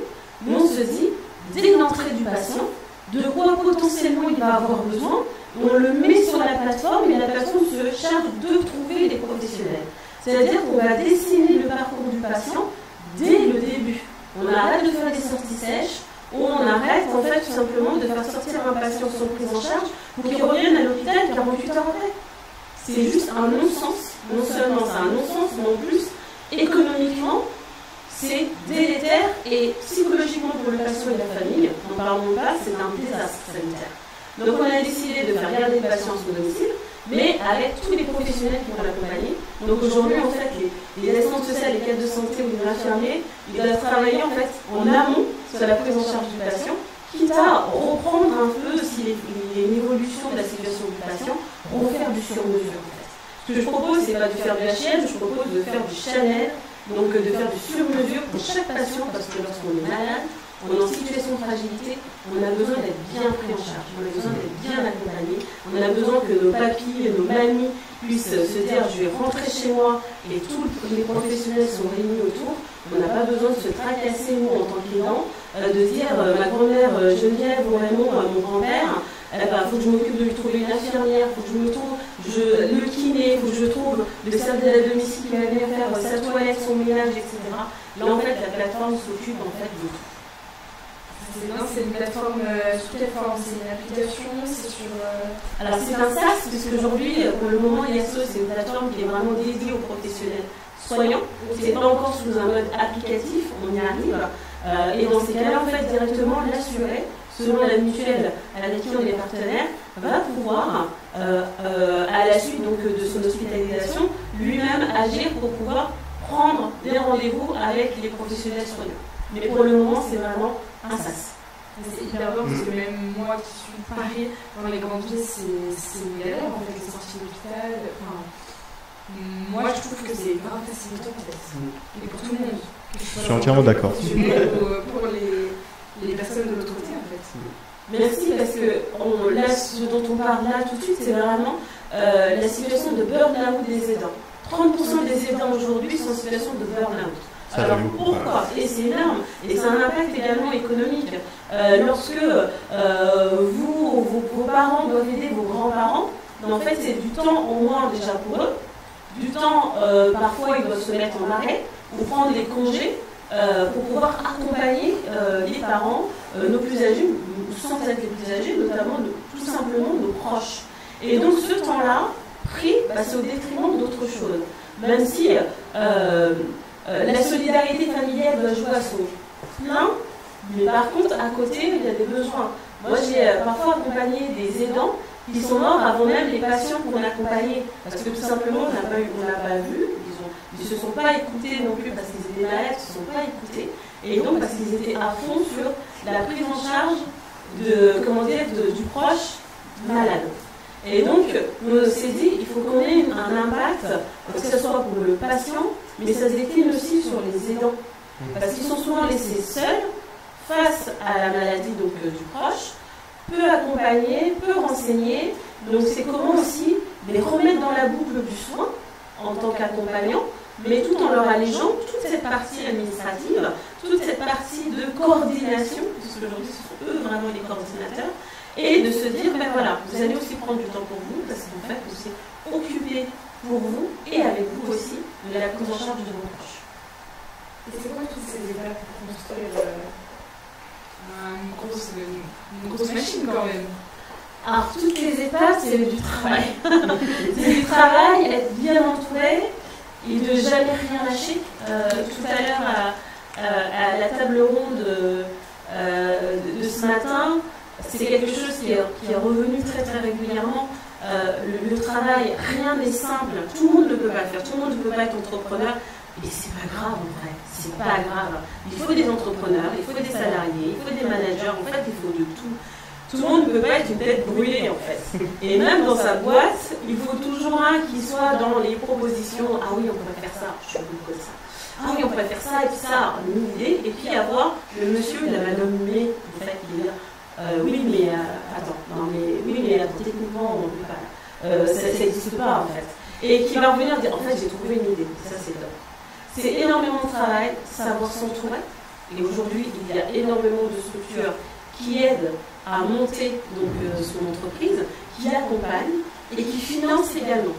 Et c'est peut-être quelque chose qui n'était pas si évident que ça avant, c'est-à-dire d'avoir comme ça des structures comme la mission locale, comme BPI et comme d'autres, qui vont venir vous accompagner, qui vont venir vous former aussi à l'entrepreneuriat et tout simplement vous dire par quelles étapes vous allez peut-être passer et pour essayer que ça soit une vraie réussite.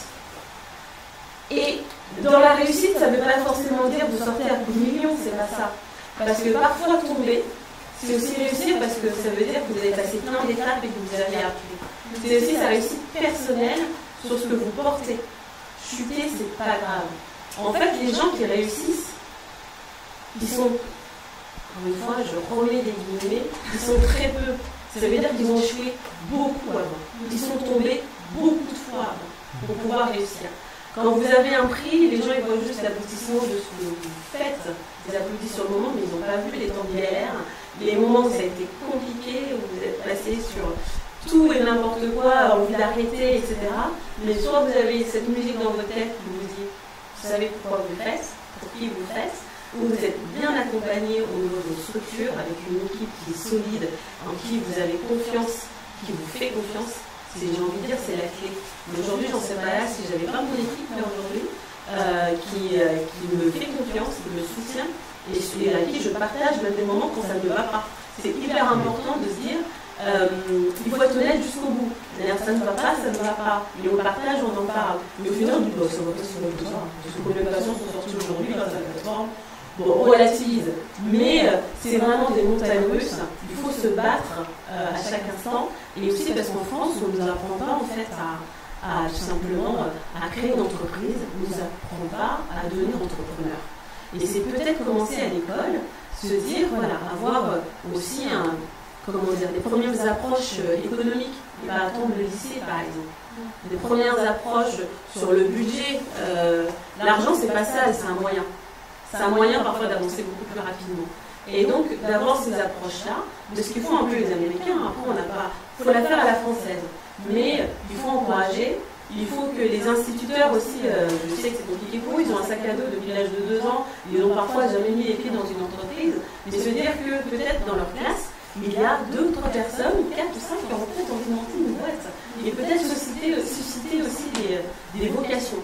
Et il faut y aller, il faut se lancer. YASSO aujourd'hui, donc c'est 8 personnes, on va recruter 4 personnes d'ici le mois de septembre.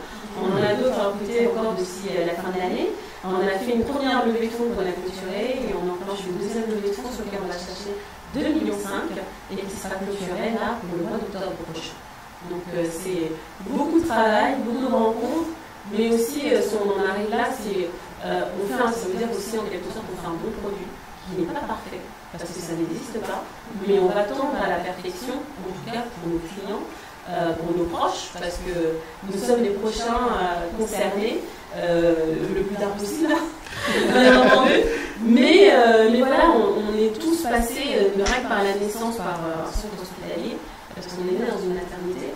Et donc, l'hôpital, la santé, on est tous concernés. Et c'est notre bien le plus précieux, la santé. Donc, c'est comment rester en bonne santé le plus longtemps possible et être accompagné au moment où on en a besoin pour se sentir mieux ou se dire tout simplement être soulagé. Logan, j'ai beaucoup parlé, désolé, est-ce que tu as des questions? Franchement, c'est très bien, tu avais des questions très pertinentes et tout ça, moi j'ai pas beaucoup de choses à rajouter, ne serait-ce que vous avez un projet fantastique, franchement il est fabuleux, je vois que vous êtes souriante quand vous parlez de ce projet-là, il est vraiment, on sent que ça vous est engagé, ça vous tient à cœur, c'est vraiment... Elle a toujours été comme ça? Ouais. Ah oui, moi quand je me lance à 100%, j'ai pas été que assistante sociale, j'ai travaillé dans la banque, et quand je me suis lancée dans la banque, j'étais pas à 1000%, sauf que c'était pas ma place. Et je suis d'une éternelle optimiste aussi, il faut y croire en fait. Quand vous vous lancez, il faut pas être pessimiste, quand vous vous lancez dans l'entrepreneuriat, parce que des vestes, vous en prenez tout le temps.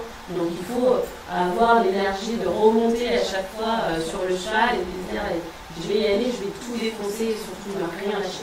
C'est vraiment ça en fait qui fait la différence entre les entrepreneurs, c'est ça aussi, cette persévérance de se dire je vais rien lâcher, je vais y aller. Alors avec une certaine limite aussi, ne jamais se mettre en risque ou en risque et mettre les autres en risque par rapport à sa propre ambition.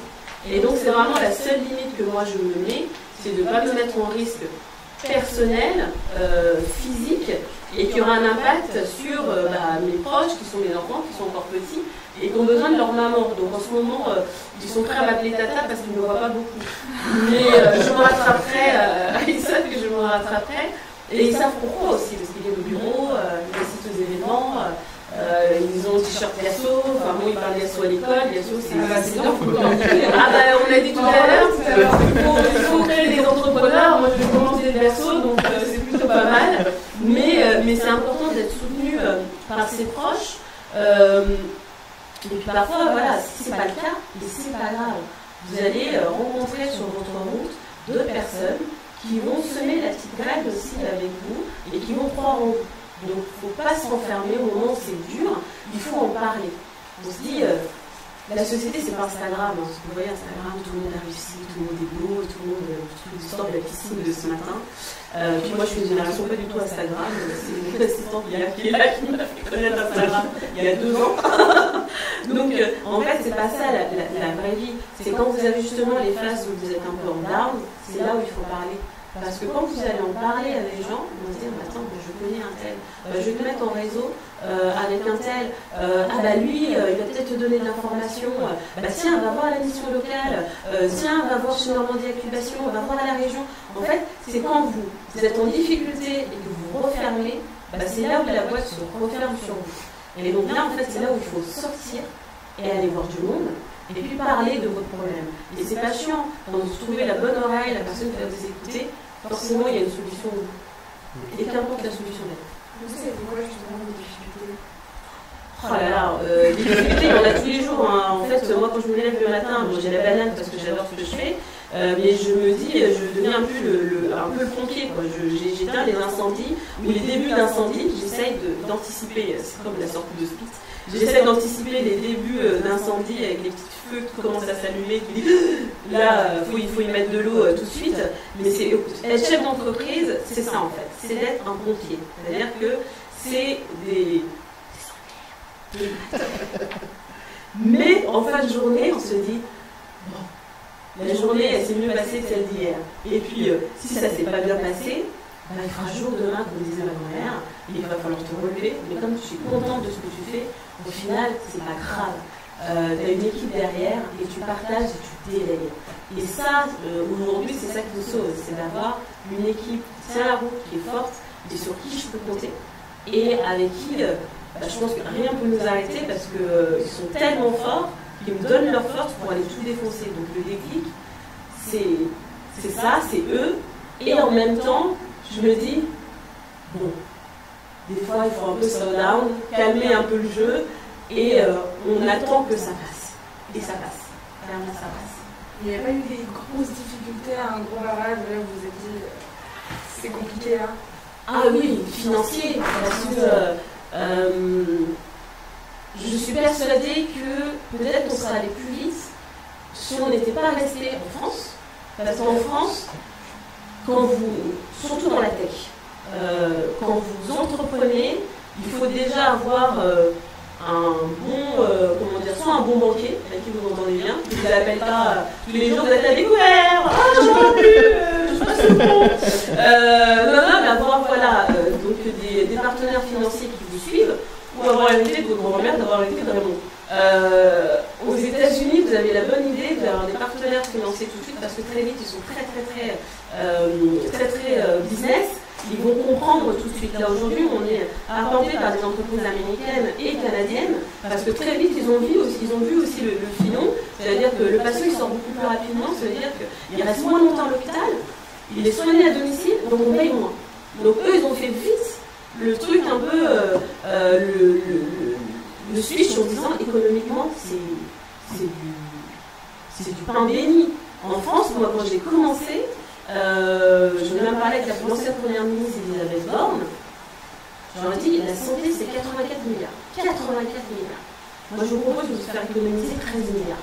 Mais après, pour pareil. On dit, qu'est-ce que raconte celle-là 13 milliards, personne ne le fait. Mais en fait, on va faire ce qu'on a toujours fait, c'est communiquer. On va dire à un tel, tiens, est-ce que tu es d'accord, est-ce que tu comprends tes patients, etc. Mais ce que l'homme fait depuis la nuit des temps, on a juste mis un truc automatique avec la technologie d'aujourd'hui, avec un peu d'IA, et les gens ils pensent. On n'a rien inventé en vrai. Il faut se le dire, il faut être humble aussi quand on est entrepreneur, aussi se remettre aussi. On n'a rien inventé de plus, on a juste fait ce qu'on a toujours fait, de manière avec les outils d'aujourd'hui, technologiques, pour pouvoir accélérer en fait le mouvement. Aujourd'hui, qu'on sorte de 10 000 patients ou 100 000 patients pour la machine, pour Yasso, aucune différence. Aucune. Et c'est très bien, ça tient la route. Mais c'est se dire pourquoi on le fait et qu'est-ce qu'on va chercher. Moi, je ne voulais pas faire des économies pour qu'il y ait moins de soins. Je voulais faire des économies pour qu'il y ait plus de soins, plus de l'accompagnement. Et donc ça, à partir du moment où vous avez la bonne philosophie aussi, les choses évoluent. Mais c'est vrai que quand vous démarrez en France, on vous demande déjà d'avoir un pécule. Et surtout, on ne prend pas de risque. Le banquier, c'est frileux. Après, quand vous avez des résultats, et vous en parlez à un tel, vous avez des parrains, des marraines, vous dites moi j'y crois. Ah ben non, mais moi j'y crois. J'appelle, t'es dans quelle banque? Ah ouais, ok, j'appelle. Il y a des portes qui se sont ouvertes parce que j'ai rencontré aussi des bonnes personnes. C'est pour ça que c'est important d'en parler. Des bonnes personnes qui m'ont ouvert d'autres portes. Et au final, aujourd'hui, le banquier ne m'appelle pas pour me dire vous êtes à découvert, hein, monsieur, je suis à découvert. C'est bon, vous allez avoir une levée, là, c'est 2,5 millions. Bon, allez, on prend en vous, ça fonctionne, il y a déjà des résultats, on y va. Justement, c'est qui les plus gros acteurs qui vous ont accompagné? C'est les pays, au niveau financier. C'est des pays. Vraiment, quand vous avez des projets, des projets comme ça, vous avez... vous voulez monter une entreprise, il y a des organismes qui sont prêts à vous accompagner, donc notamment les pays. Nous, au tout début, Normandie Incubation, parce qu'en plus de l'enveloppe de l'incubateur, on avait 20 000 € d'enveloppe pour pouvoir démarrer. Ensuite, vous avez des initiatives, celles peut-être que c'est l'initiative Calvados, qui nous ont apporté aussi un chèque. Et on a eu une belle surprise, ils ne l'avaient jamais fait en 15 ans d'existence. On a eu le Fund Femmes et Challenge. Ils n'avaient jamais financé de start-up et avec l'initiative Calvados. Donc on était les premiers en fait, à bénéficier vraiment de ce label-là. Ils nous ont financé jusqu'à 50 000 €. Donc on peut, si vous êtes bien accompagné avec les bons interlocuteurs, trouver justement des modes de financement. C'est pour ça qu'il faut en parler. Et même parler de vos projets. Quand vous en avez, vous allez vous dire, tiens, j'aimerais bien monter ça, faire ça, etc. Parlez-en, vous ne dites pas, tiens, on va piquer mon idée. Au début, je l'ai fait. Ah non, je me dis pas, on va piquer mon idée. Sauf que mon idée, c'était pas moi qui l'ai inventé. En fait, j'ai découvert que ça existait en Australie il y a 23 ans. Sauf que c'était pas automatisé, mais en fait, ça existait déjà. Donc, parlez-en. On va pas vous piquer votre idée, on va peut-être vous aider à le concrétiser. Donc, allez-y. Je te laisse la dernière question. Eh bien, nous avons déjà la dernière question, mais alors, pour finir tout ça, parce que je vois que tout nous en était là. C'est quoi votre why du quotidien? Le why du quotidien, c'est le sentiment d'être, alors c'est pas toujours le cas, hein, d'être à la bonne place, même si le syndrome de l'imposteur n'est pas très loin, parce qu'encore une fois, on se pose un peu trop de questions.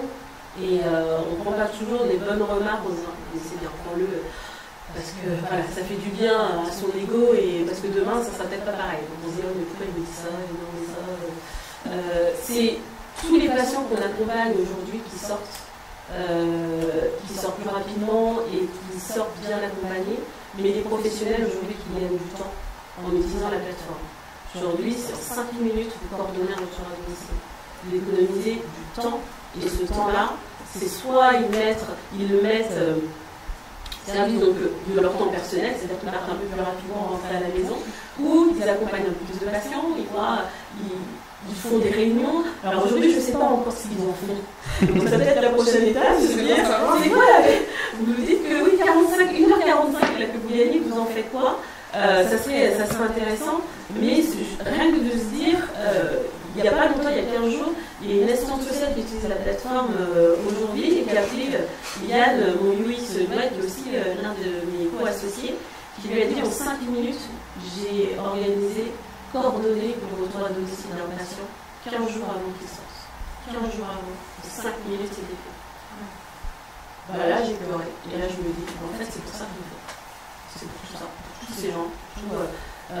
Et se dire à la fin, en plus, ça fait voir d'économie à la sécurité sociale, c'est juste la cerise sur le gâteau. Et si on pense savoir pour réduire mes impôts, ça serait bien. On passe un message. Donc voilà, c'est vraiment c'est l'accompagnement global et l'équipe qui est soutenante aussi, parce que c'est important de bien s'entourer. Donc entourez-vous et parlez. C'est le mot de la fin, je crois. C'était le mot de la fin, c'était un très beau mot de la fin. Merci beaucoup pour toute cette présentation, pour cette vague en fait de soutien, c'est vraiment formidable. Merci. Je vais laisser les prochains invités arriver et je vous remercie encore.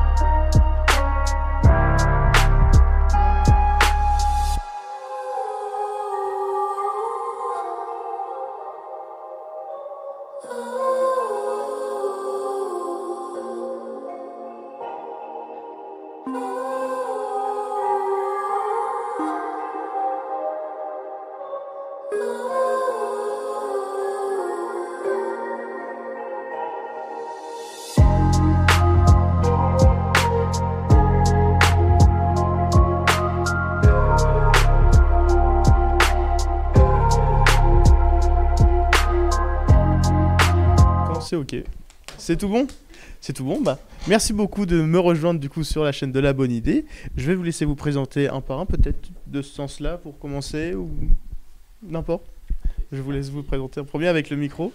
Le micro qu'il faut bien mettre près de la bouche, il est déjà allumé. La régie normalement s'est occupée de tout. Donc, bonjour à toutes et à tous. Donc moi je suis Youssouf Diakité, je suis chargé de projet labellisation et développement au sein du réseau Groupement de Créateurs. Bonjour à tous, donc Marilène Desgers, donc moi je suis la directrice de la mission locale l'Aigle Mortagne au Perche dans l'Orne et également vice-présidente des groupements de créateurs au niveau national. Bonjour, je suis Cécile Campi-Bianco, je travaille avec Youssouf donc au réseau groupement de créateurs dont je suis la déléguée générale. Et bonjour, Aurélien Savino, directeur de la mission locale Vernon-Seine-Vexin. Et nous avons la chance d'accueillir sur notre ville de Vernon ce bel événement. Merci beaucoup pour vos présentations. Je vais commencer maintenant par la première question. Pourquoi avoir organisé cet événement Booste tes rêves ? Bon, j'y vais. Donc, en fait, il faut savoir qu'au niveau Normandie, je crois qu'on est peut-être la région où il y a le plus de groupements de créateurs. On est deuxième peut-être, je regarde Cécile. Ouais, on est deuxième. Bon, il faut encore travailler. Il faut qu'on soit premier. On est chauvin en Normandie. L'idée, c'était de créer une journée de partage. Alors cette idée, en fait, elle est venue. Pourquoi aujourd'hui, la première édition, on est aussi à Vernon ? C'est parce qu'elle est venue de Vernon. Elle est venue de ton animateur, Aurélien Francisco, qui voulait faire quelque chose et qui l'a lancé plusieurs fois. Ça a semblé compliqué plusieurs fois. Il y a eu des allées et venues. Et puis finalement, en se questionnant avec Cécile et puis moi sur cette représentation qu'on pourrait dire normande, on s'est dit, bah allez, on y va, on va faire une journée vraiment pour les jeunes. Enfin, voilà, l'idée, c'était pas de faire une grande communication des groupements de créateurs, c'était de proposer à tous les groupements de Normandie de venir avec leurs animateurs et leurs jeunes et de co-construire ensemble avec le réseau, avec l'équipe d'Aurélien et un peu avec moi sur certaines interventions, cette journée qui se veut une journée de rencontre et fédératrice pour les jeunes des groupements. On est déjà le midi, donc on a déjà bien travaillé ce matin, mais déjà une très bonne nouvelle, c'est que sur les 11 groupements de créateurs que compte la Normandie, 9 sont présents. Je pense qu'on n'est pas loin des 80 personnes ce matin. Donc pour une première édition et puis quelque chose qui se veut quand même rester local et autour des jeunes, c'est déjà une belle participation. C'est bien vrai. Et du coup, est-ce que vous pouvez expliquer un peu ce que vous avez fait ce matin, peut-être aux gens, pour découvrir un peu plus? Encore moi? N'importe, vous pouvez passer le micro, tout le monde peut parler. Oui, bon, moi ce qu'on a fait ce matin, voilà, la place des jeunes était importante.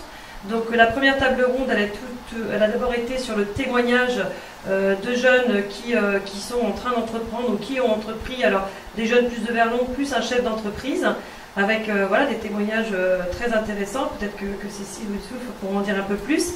Et puis la deuxième partie, alors déjà une partie importante, c'était la pause, parce que on a vu que les gens se mélangeaient, se rencontraient, échangeaient, et surtout que certains jeunes avaient pris cette initiative, ils ont saisi l'opportunité qu'on leur avait donnée, c'était de venir présenter alors soit leurs entreprises pour ceux qui avaient créé, ou alors leurs projets, et donc il y a des petits stands de jeunes, et tout le monde est allé voir ces petits stands. D'ailleurs, il a fallu les appeler pour revenir sur la dernière intervention qui était, vous l'avez vu tout à l'heure, elle est passée, je crois, sur le plateau, de Stanette, qui était très inspirante. Je confirme, son projet est vraiment beau.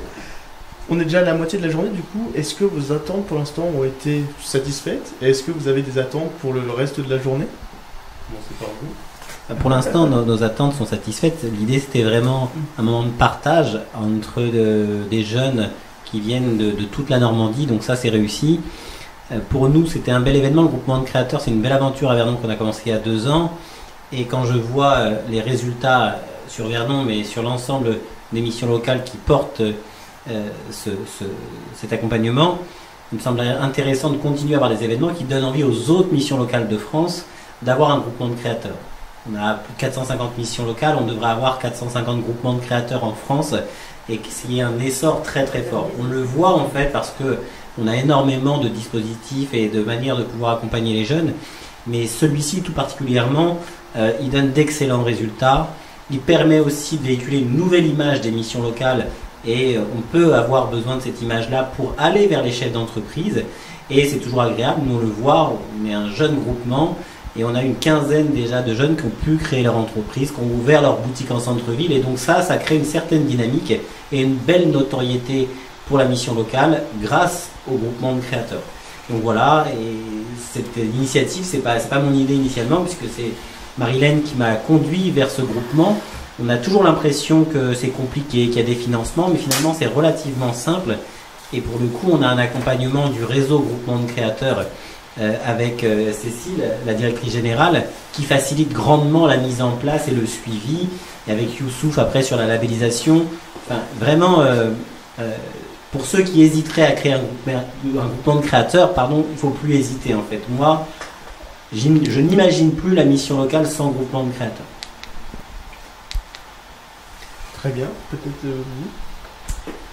Merci beaucoup Aurélien, tu as dit vraiment l'essentiel. Quelques mots peut-être justement sur le réseau groupement de créateurs. Donc on est une association dont la mission en fait est d'aider les structures d'accompagnement à l'insertion sociale et professionnelle, notamment les missions locales, finalement à faire évoluer les pratiques des conseillers pour que le rôle, ce ne soit pas de prescrire telle ou telle solution, mais au contraire en fait d'aider les personnes qui les accompagnent à devenir autonomes au sens de savoir en fait penser, choisir et agir par soi-même. C'est comme ça en fait qu'on définit nous finalement le rôle que devrait être celui des professionnels qui accompagnent.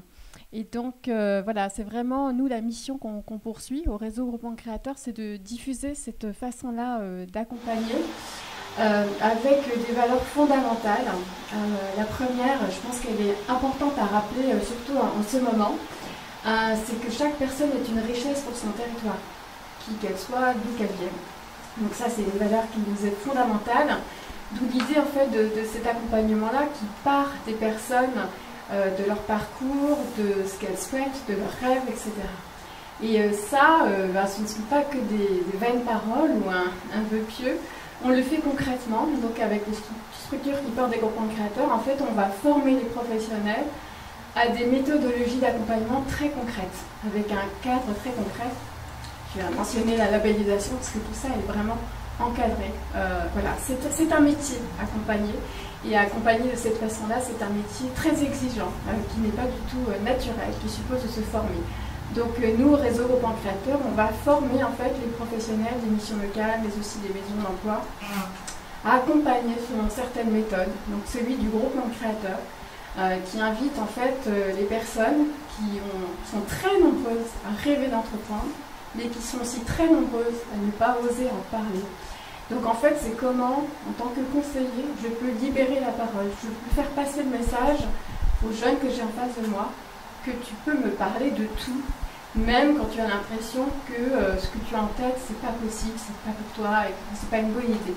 Au contraire, il faut en parler parce que en fait, dès lors que c'est une envie, que tu as ça en toi, ça peut devenir quelque chose. Et les quelques exemples dont on a entendu parler ce matin ont été très parlants. Donc voilà, il faut pas, on n'est pas là pour se mentir, au contraire, on est là pour parler vrai, pour de l'authenticité, de la sincérité. Donc, si tu es jeune en face de moi, dis-moi vraiment qu'est-ce qui t'anime pour qu'ensemble on essaie de construire un projet professionnel, un projet de vie qui ait du sens pour toi, parce que du coup ça va te motiver et là tu vas vraiment trouver l'énergie pour avancer. Voilà ce qu'on fait. Donc on le fait avec des choses très pratiques. Donc l'accompagnement au plan créateur, on diffuse aussi d'autres modules pédagogiques, notamment l'atelier Tous entrepreneurs de son avenir. Et merci Aurélien de faire cet appel aux missions locales. Effectivement, aujourd'hui, il y a quand même 47 missions locales qui portent un groupement créateur. Ça s'est beaucoup développé ces dernières années. Et donc, ça nous laisse encore 400 missions locales à convaincre et on est là pour ça et disponible pour les renseigner. Très bien, merci beaucoup pour cette belle réponse. Je vous donne la parole. Un mot à ajouter, je dirais, sur la manière dont on accompagne. Donc la démarche groupement de créateurs, en fait, c'est un accompagnement autour de 4 étapes. La première, c'est la connaissance de soi. Qu'est-ce qui fait que vous avez envie d'entreprendre? Donc on va partir de vos motivations profondes, sur vos motivations, sur ce qui vous anime dans votre vie et cette envie d'entreprendre. Ensuite, on va vous aider en fait à définir votre idée de manière concrète. Souvent, quand quelqu'un veut entreprendre, c'est de dire oui, j'ai une idée. Mais quand on approfondit les choses, on voit que ça n'a pas été suffisamment travaillé. Donc là, on va vous aider vraiment à construire votre idée, à vous poser des questions très simples. Qui, quoi, comment, où, de quelle manière vous allez développer votre projet. Suite à ça, quand l'idée est bien posée, vous allez en fait réfléchir à comment se caractérise en fait votre environnement.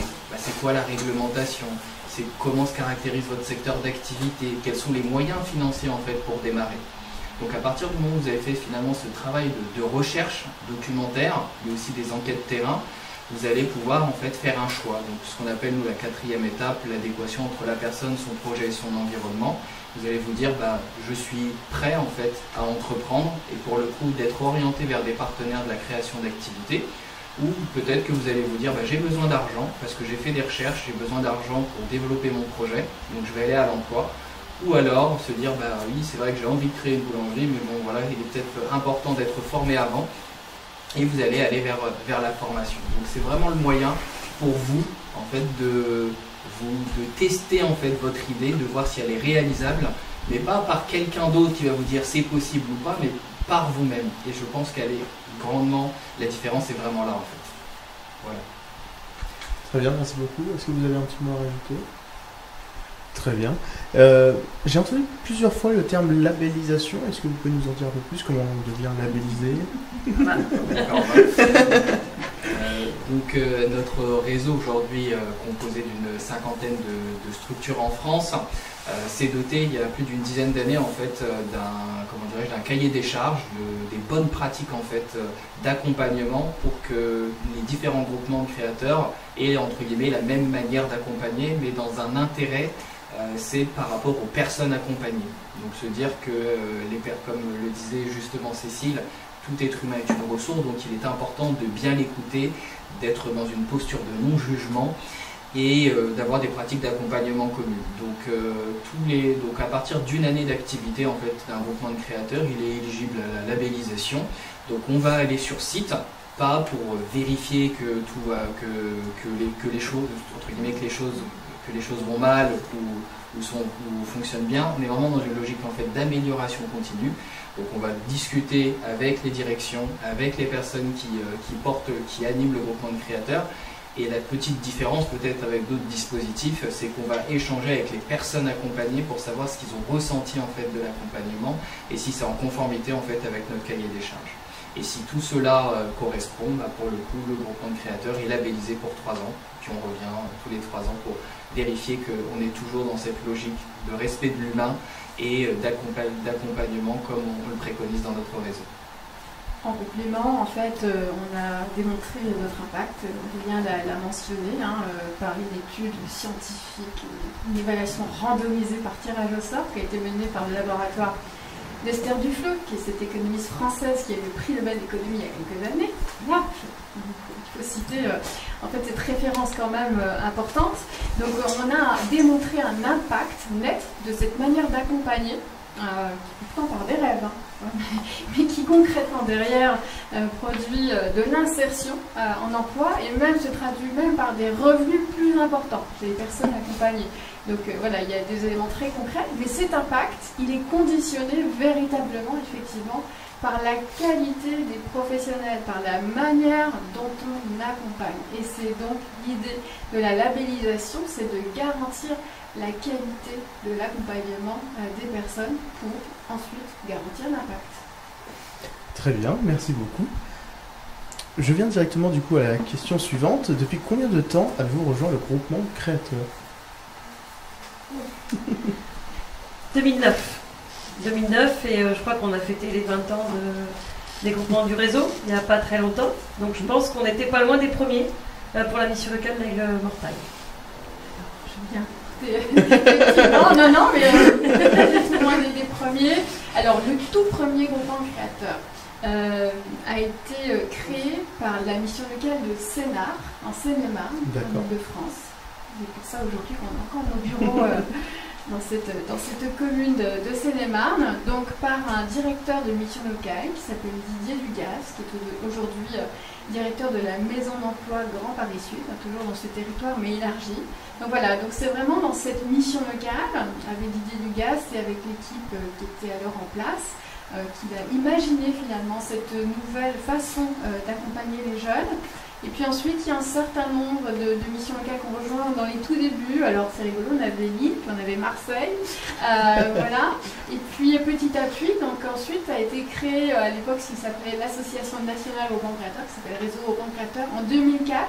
Et vraiment là, on a commencé à essaimer la démarche au banque créateur. Donc 2009, absolument. On devait être la première mission locale rurale. Allez, allez, on doit être premier, on est bons élèves. Et en Normandie, donc oui, les premiers. Donc voilà, donc petit à petit. Donc effectivement, aujourd'hui, il y a 50 groupements de créateurs. Et je réfléchissais, Marilène, quand tu disais on est la région avec le plus de groupements créateurs, mais en fait, oui, non, vous êtes les premiers. Ah, mais il me semblait bien. Il me semblait bien. La deuxième, et notamment, voilà, ça a été dit ce matin, mais vraiment au rôle d'ambassadrice porté par Marilène et ensuite nourrie par tant d'autres. J'en profite que vous ayez encore le micro, puisque à moins que vous ayez quelque chose à rajouter. Non, pour répondre à votre question, mais je l'avais dit en introduction, nous on est un jeune groupement de créateurs, puisque ça fait simplement 2 ans qu'on a lancé le groupement, et ce qui était intéressant, c'est de voir il faut finalement peu d'années pour avoir un impact fort auprès des jeunes et auprès d'un territoire. Donc au bout de 2 ans, on a déjà des résultats significatifs. Et donc voilà, maintenant, jeune groupement de créateurs pour Vernon. Très bien. J'allais partir sur la question du coup, quel est le rôle de l'Association nationale des groupements créateurs? Alors, notre rôle, il est tout d'abord, on est là auprès des structures qui portent des groupements de créateurs. On est là en soutien sur différents aspects, d'abord sur l'aspect pédagogique. Donc, on va effectivement former les professionnels qui vont ensuite accompagner les porteurs de projets. Alors, initialement, quand ces professionnels prennent leurs fonctions, mais aussi de façon continue. Donc, on se réunit notamment une fois par an dans ce qu'on appelle l'atelier mutualisation de pratiques, où là, les uns vont se nourrir des nouvelles pratiques des autres. Voilà, pour être toujours dans une démarche d'amélioration, de professionnalisation. Donc, on est vraiment sur ce rôle-là de soutien pédagogique. On va être là aussi pour développer de nouveaux outils, de nouvelles méthodes, pour soutenir là encore l'exercice de leur activité groupement de créateurs. Donc on va les équiper de supports de communication, on va penser ensemble, on va les équiper d'outils digitaux pour faciliter le travail avec certains porteurs de projets à distance ou pas. On va développer des open badges qui sont des badges qui vont venir reconnaître des compétences sociales développées par les porteurs de projets. Voilà, donc on va vraiment outiller. On va aussi avoir pour rôle de valoriser leur impact. Et ça, eh bien, on a par exemple mis en place un système d'information, de reporting que les groupements de créateurs renseignent pour qu'on suive un peu le profil des porteurs de projets. Est-ce qu'on est bien sur le public qu'on a ciblé? Est-ce qu'on est bien sur tout type de public, quel que soit le niveau de qualification? Est-ce que les jeunes femmes trouvent bien leur place dans l'accompagnement? Enfin, voilà, pour vérifier qu'on atteint bien le public ciblé, puis aussi pour regarder qu'est-ce que deviennent les personnes à la sortie, 6 mois après, 1 an après. Est-ce qu'effectivement, elles trouvent, il y a une issue positive. Voilà. Et pour finir, on a ce rôle dont parlait Aurélien, en fait, qui est d'essaimer et que Marilène soutient activement en Normandie et ailleurs. C'est ce qu'on appelle d'essaimer, c'est-à-dire d'encourager d'autres structures, donc les 400 missions locales qui restent, mais aussi d'autres structures comme les maisons d'emploi, des plans locaux pour l'insertion et l'emploi, à mettre en place ce magnifique accompagnement. Ou les autres outils qu'on essaime, les ateliers Tous entrepreneurs de son avenir et Tous solidaires. C'est un autre accompagnement pour là encourager des jeunes à concevoir et réaliser des projets collectifs solidaires sur leur territoire. Voilà. Donc on est dans cette mission de développement aussi. Très bien, merci beaucoup. Je vais maintenant poser une question pour les missions locales. Y a-t-il beaucoup de jeunes, de projets de jeunes? Oui. Pardon, j'ai oublié de mentionner quelque chose, mais aussi une autre mission, par contre, c'est qu'on organise un concours, mais là je vais laisser Youssouf en parler. Donc, le concours national des groupements de créateurs, donc c'est la 2e édition. Et en fait, pour cette année, notre objectif était de valoriser en fait les porteurs de projets, les entrepreneurs qui sont sur les différents territoires. Et cette année, donc, on avait 32 groupements de créateurs qui se sont pour le coup engagés. Et on peut déjà dire que c'est une réussite parce que ça a permis aux porteurs de projets en fait, de se rendre compte qu'ils étaient en capacité de présenter leur projet à des professionnels, à le pitcher, à se valoriser. Ça a été aussi un moyen pour les partenaires en fait, de se dire oui, chez les jeunes, notamment en mission locale, oui, il y a de l'envie, il y a des compétences, il y a du savoir-faire et ça change le regard qui peut parfois être négatif vis-à-vis des jeunes. Donc là, maintenant, on est à la phase nationale. Donc il y a 24 finalistes là, qui ont été élus. Et ils vont échanger avec un jury national là, dans quelques semaines. Et de ceux-là, donc, on aura des finalistes, des lauréats qui viendront à Paris donc, dans quelques semaines pour recevoir leur prix. Donc un prix de 1 000 € pour les entrepreneurs et un prix de 500 € pour les porteurs de projets. Mais c'est avant tout, en fait, un concours pédagogique qui vise à se rendre compte que les personnes sont capables de développer leurs projets, de s'insérer tout simplement. Merci beaucoup. Et puis juste dire quand même, c'est qu'à l'Aigle-Mortagne et à Vernon, nous avons un finaliste. Chacun notre finaliste au concours national, donc on est très fiers. Plus de détails peut-être sur les finalistes? Non. Non. Très bien. Pas pousser le jeu de la non, concurrence. là, après, tout le monde va nous entendre. Souci. Il suffit qu'il y ait un membre du jury. Il faut absolument voter pour nos jeunes, en effet, et sinon on n'en dira pas plus. Très bien, peut-être un mot en plus. Moi, je voudrais vraiment dire un mot en plus. Très bien. Tout à l'heure, je disais l'importance en fait, d'accompagner les personnes à penser, choisir et agir par elles-mêmes. Voilà, vu le contexte, c'est bien de penser, agir, choisir par soi-même, enfin agir par soi-même dans son parcours professionnel, mais aussi, je crois, aussi pour le destin de notre pays.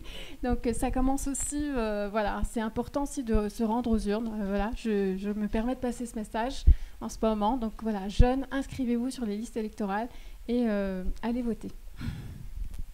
Très bien, merci beaucoup. Peut-être quelqu'un, un mot à ajouter ou... On peut passer maintenant sur les toutes dernières questions. Moi, j'ai une grosse question, je me permets de prendre ma fiche parce qu'elle est vraiment très grande et c'est pour vous, Marianne. Ça me fait peur un petit peu quand même, j'espère que la réponse va être courte. On ne sait pas. On sait pas. Bon. Vous avez de nombreux engagements. D'ailleurs, vous avez été récemment nommé chevalier de l'Ordre national du mérite. Donc félicitations. Et vous êtes au sein de l'association de groupement de créateurs en qualité de vice-présidente. Comment êtes-vous arrivée à ce poste ?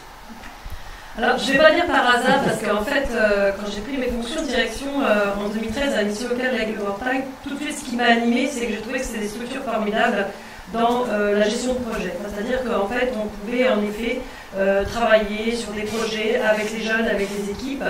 Et j'ai tout de suite rencontré le groupement de créateurs. Je me souviens avoir rencontré très rapidement Cécile. Je crois que ça a été une de mes premières visites sur Paris. Et j'ai trouvé ce projet formidable. Parce que pour moi, il redonnait du sens à tout le monde. Il redonnait du sens aux jeunes et il redonnait du sens aux équipes. Et je me suis dit, il faut absolument qu'on le développe et il faut absolument qu'on se serve aussi de cet outil qui devient, alors je rejoins Aurélien, tout le monde devrait avoir un groupement de créateurs dans sa structure. Et c'est vrai qu'au fur et à mesure, alors au début, Didier était présent dans le conseil d'administration, donc il y a toujours eu historiquement quand même un représentant de mission locale au sein du conseil d'administration. Et puis, au fur et à mesure des années passées, je me suis investie. C'est vrai que je prenais mon petit bâton, j'allais taper à toutes les missions locales en disant faut y aller, faut y aller, faut y aller. On n'était que 4, aujourd'hui on est 11. Et je pense que c'est vrai que quand le poste s'est libéré, tout naturellement, il y a eu un échange avec Cécile.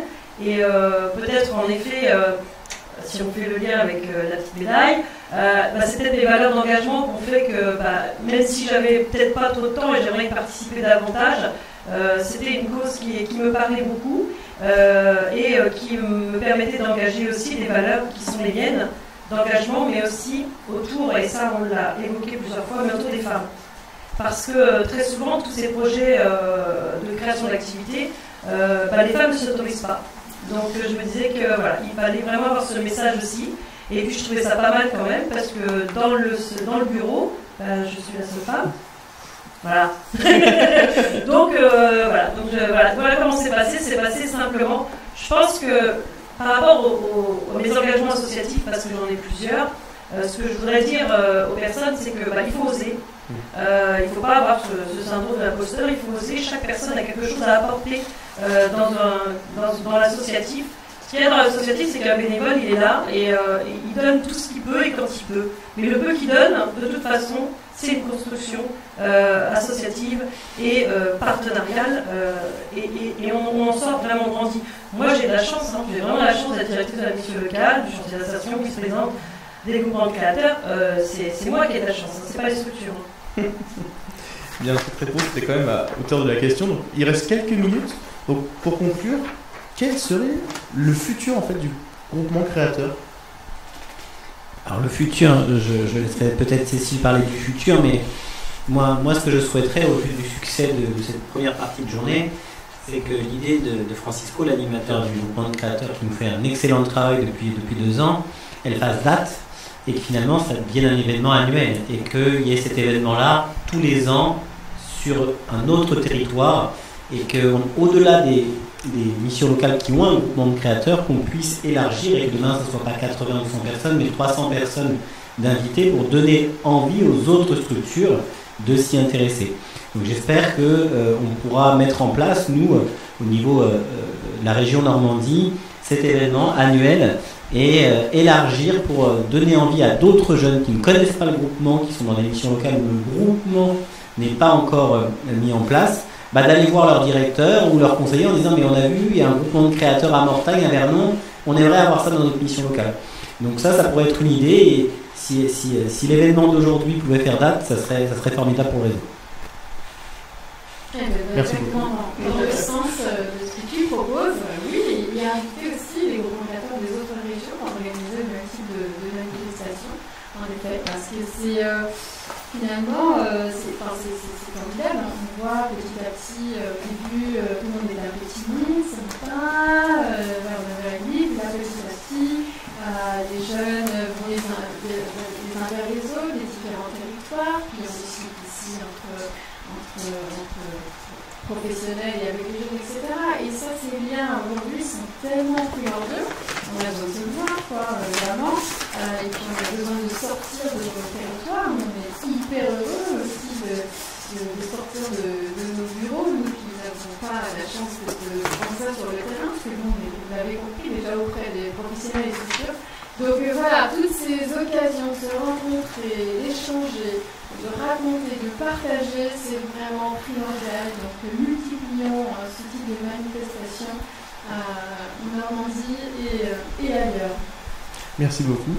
Est-ce que vous avez un mot très rapide? Il reste 1 minute, si vous pouvez encore... Alors, un mot à la jeunesse, mais déjà des mots qui ont été évoqués par Marilène et Cécile. Vous êtes une ressource en fait pour le territoire et tout simplement osez. Et vous trouverez votre place. Eh bien, je pense que nous pouvons conclure là-dessus.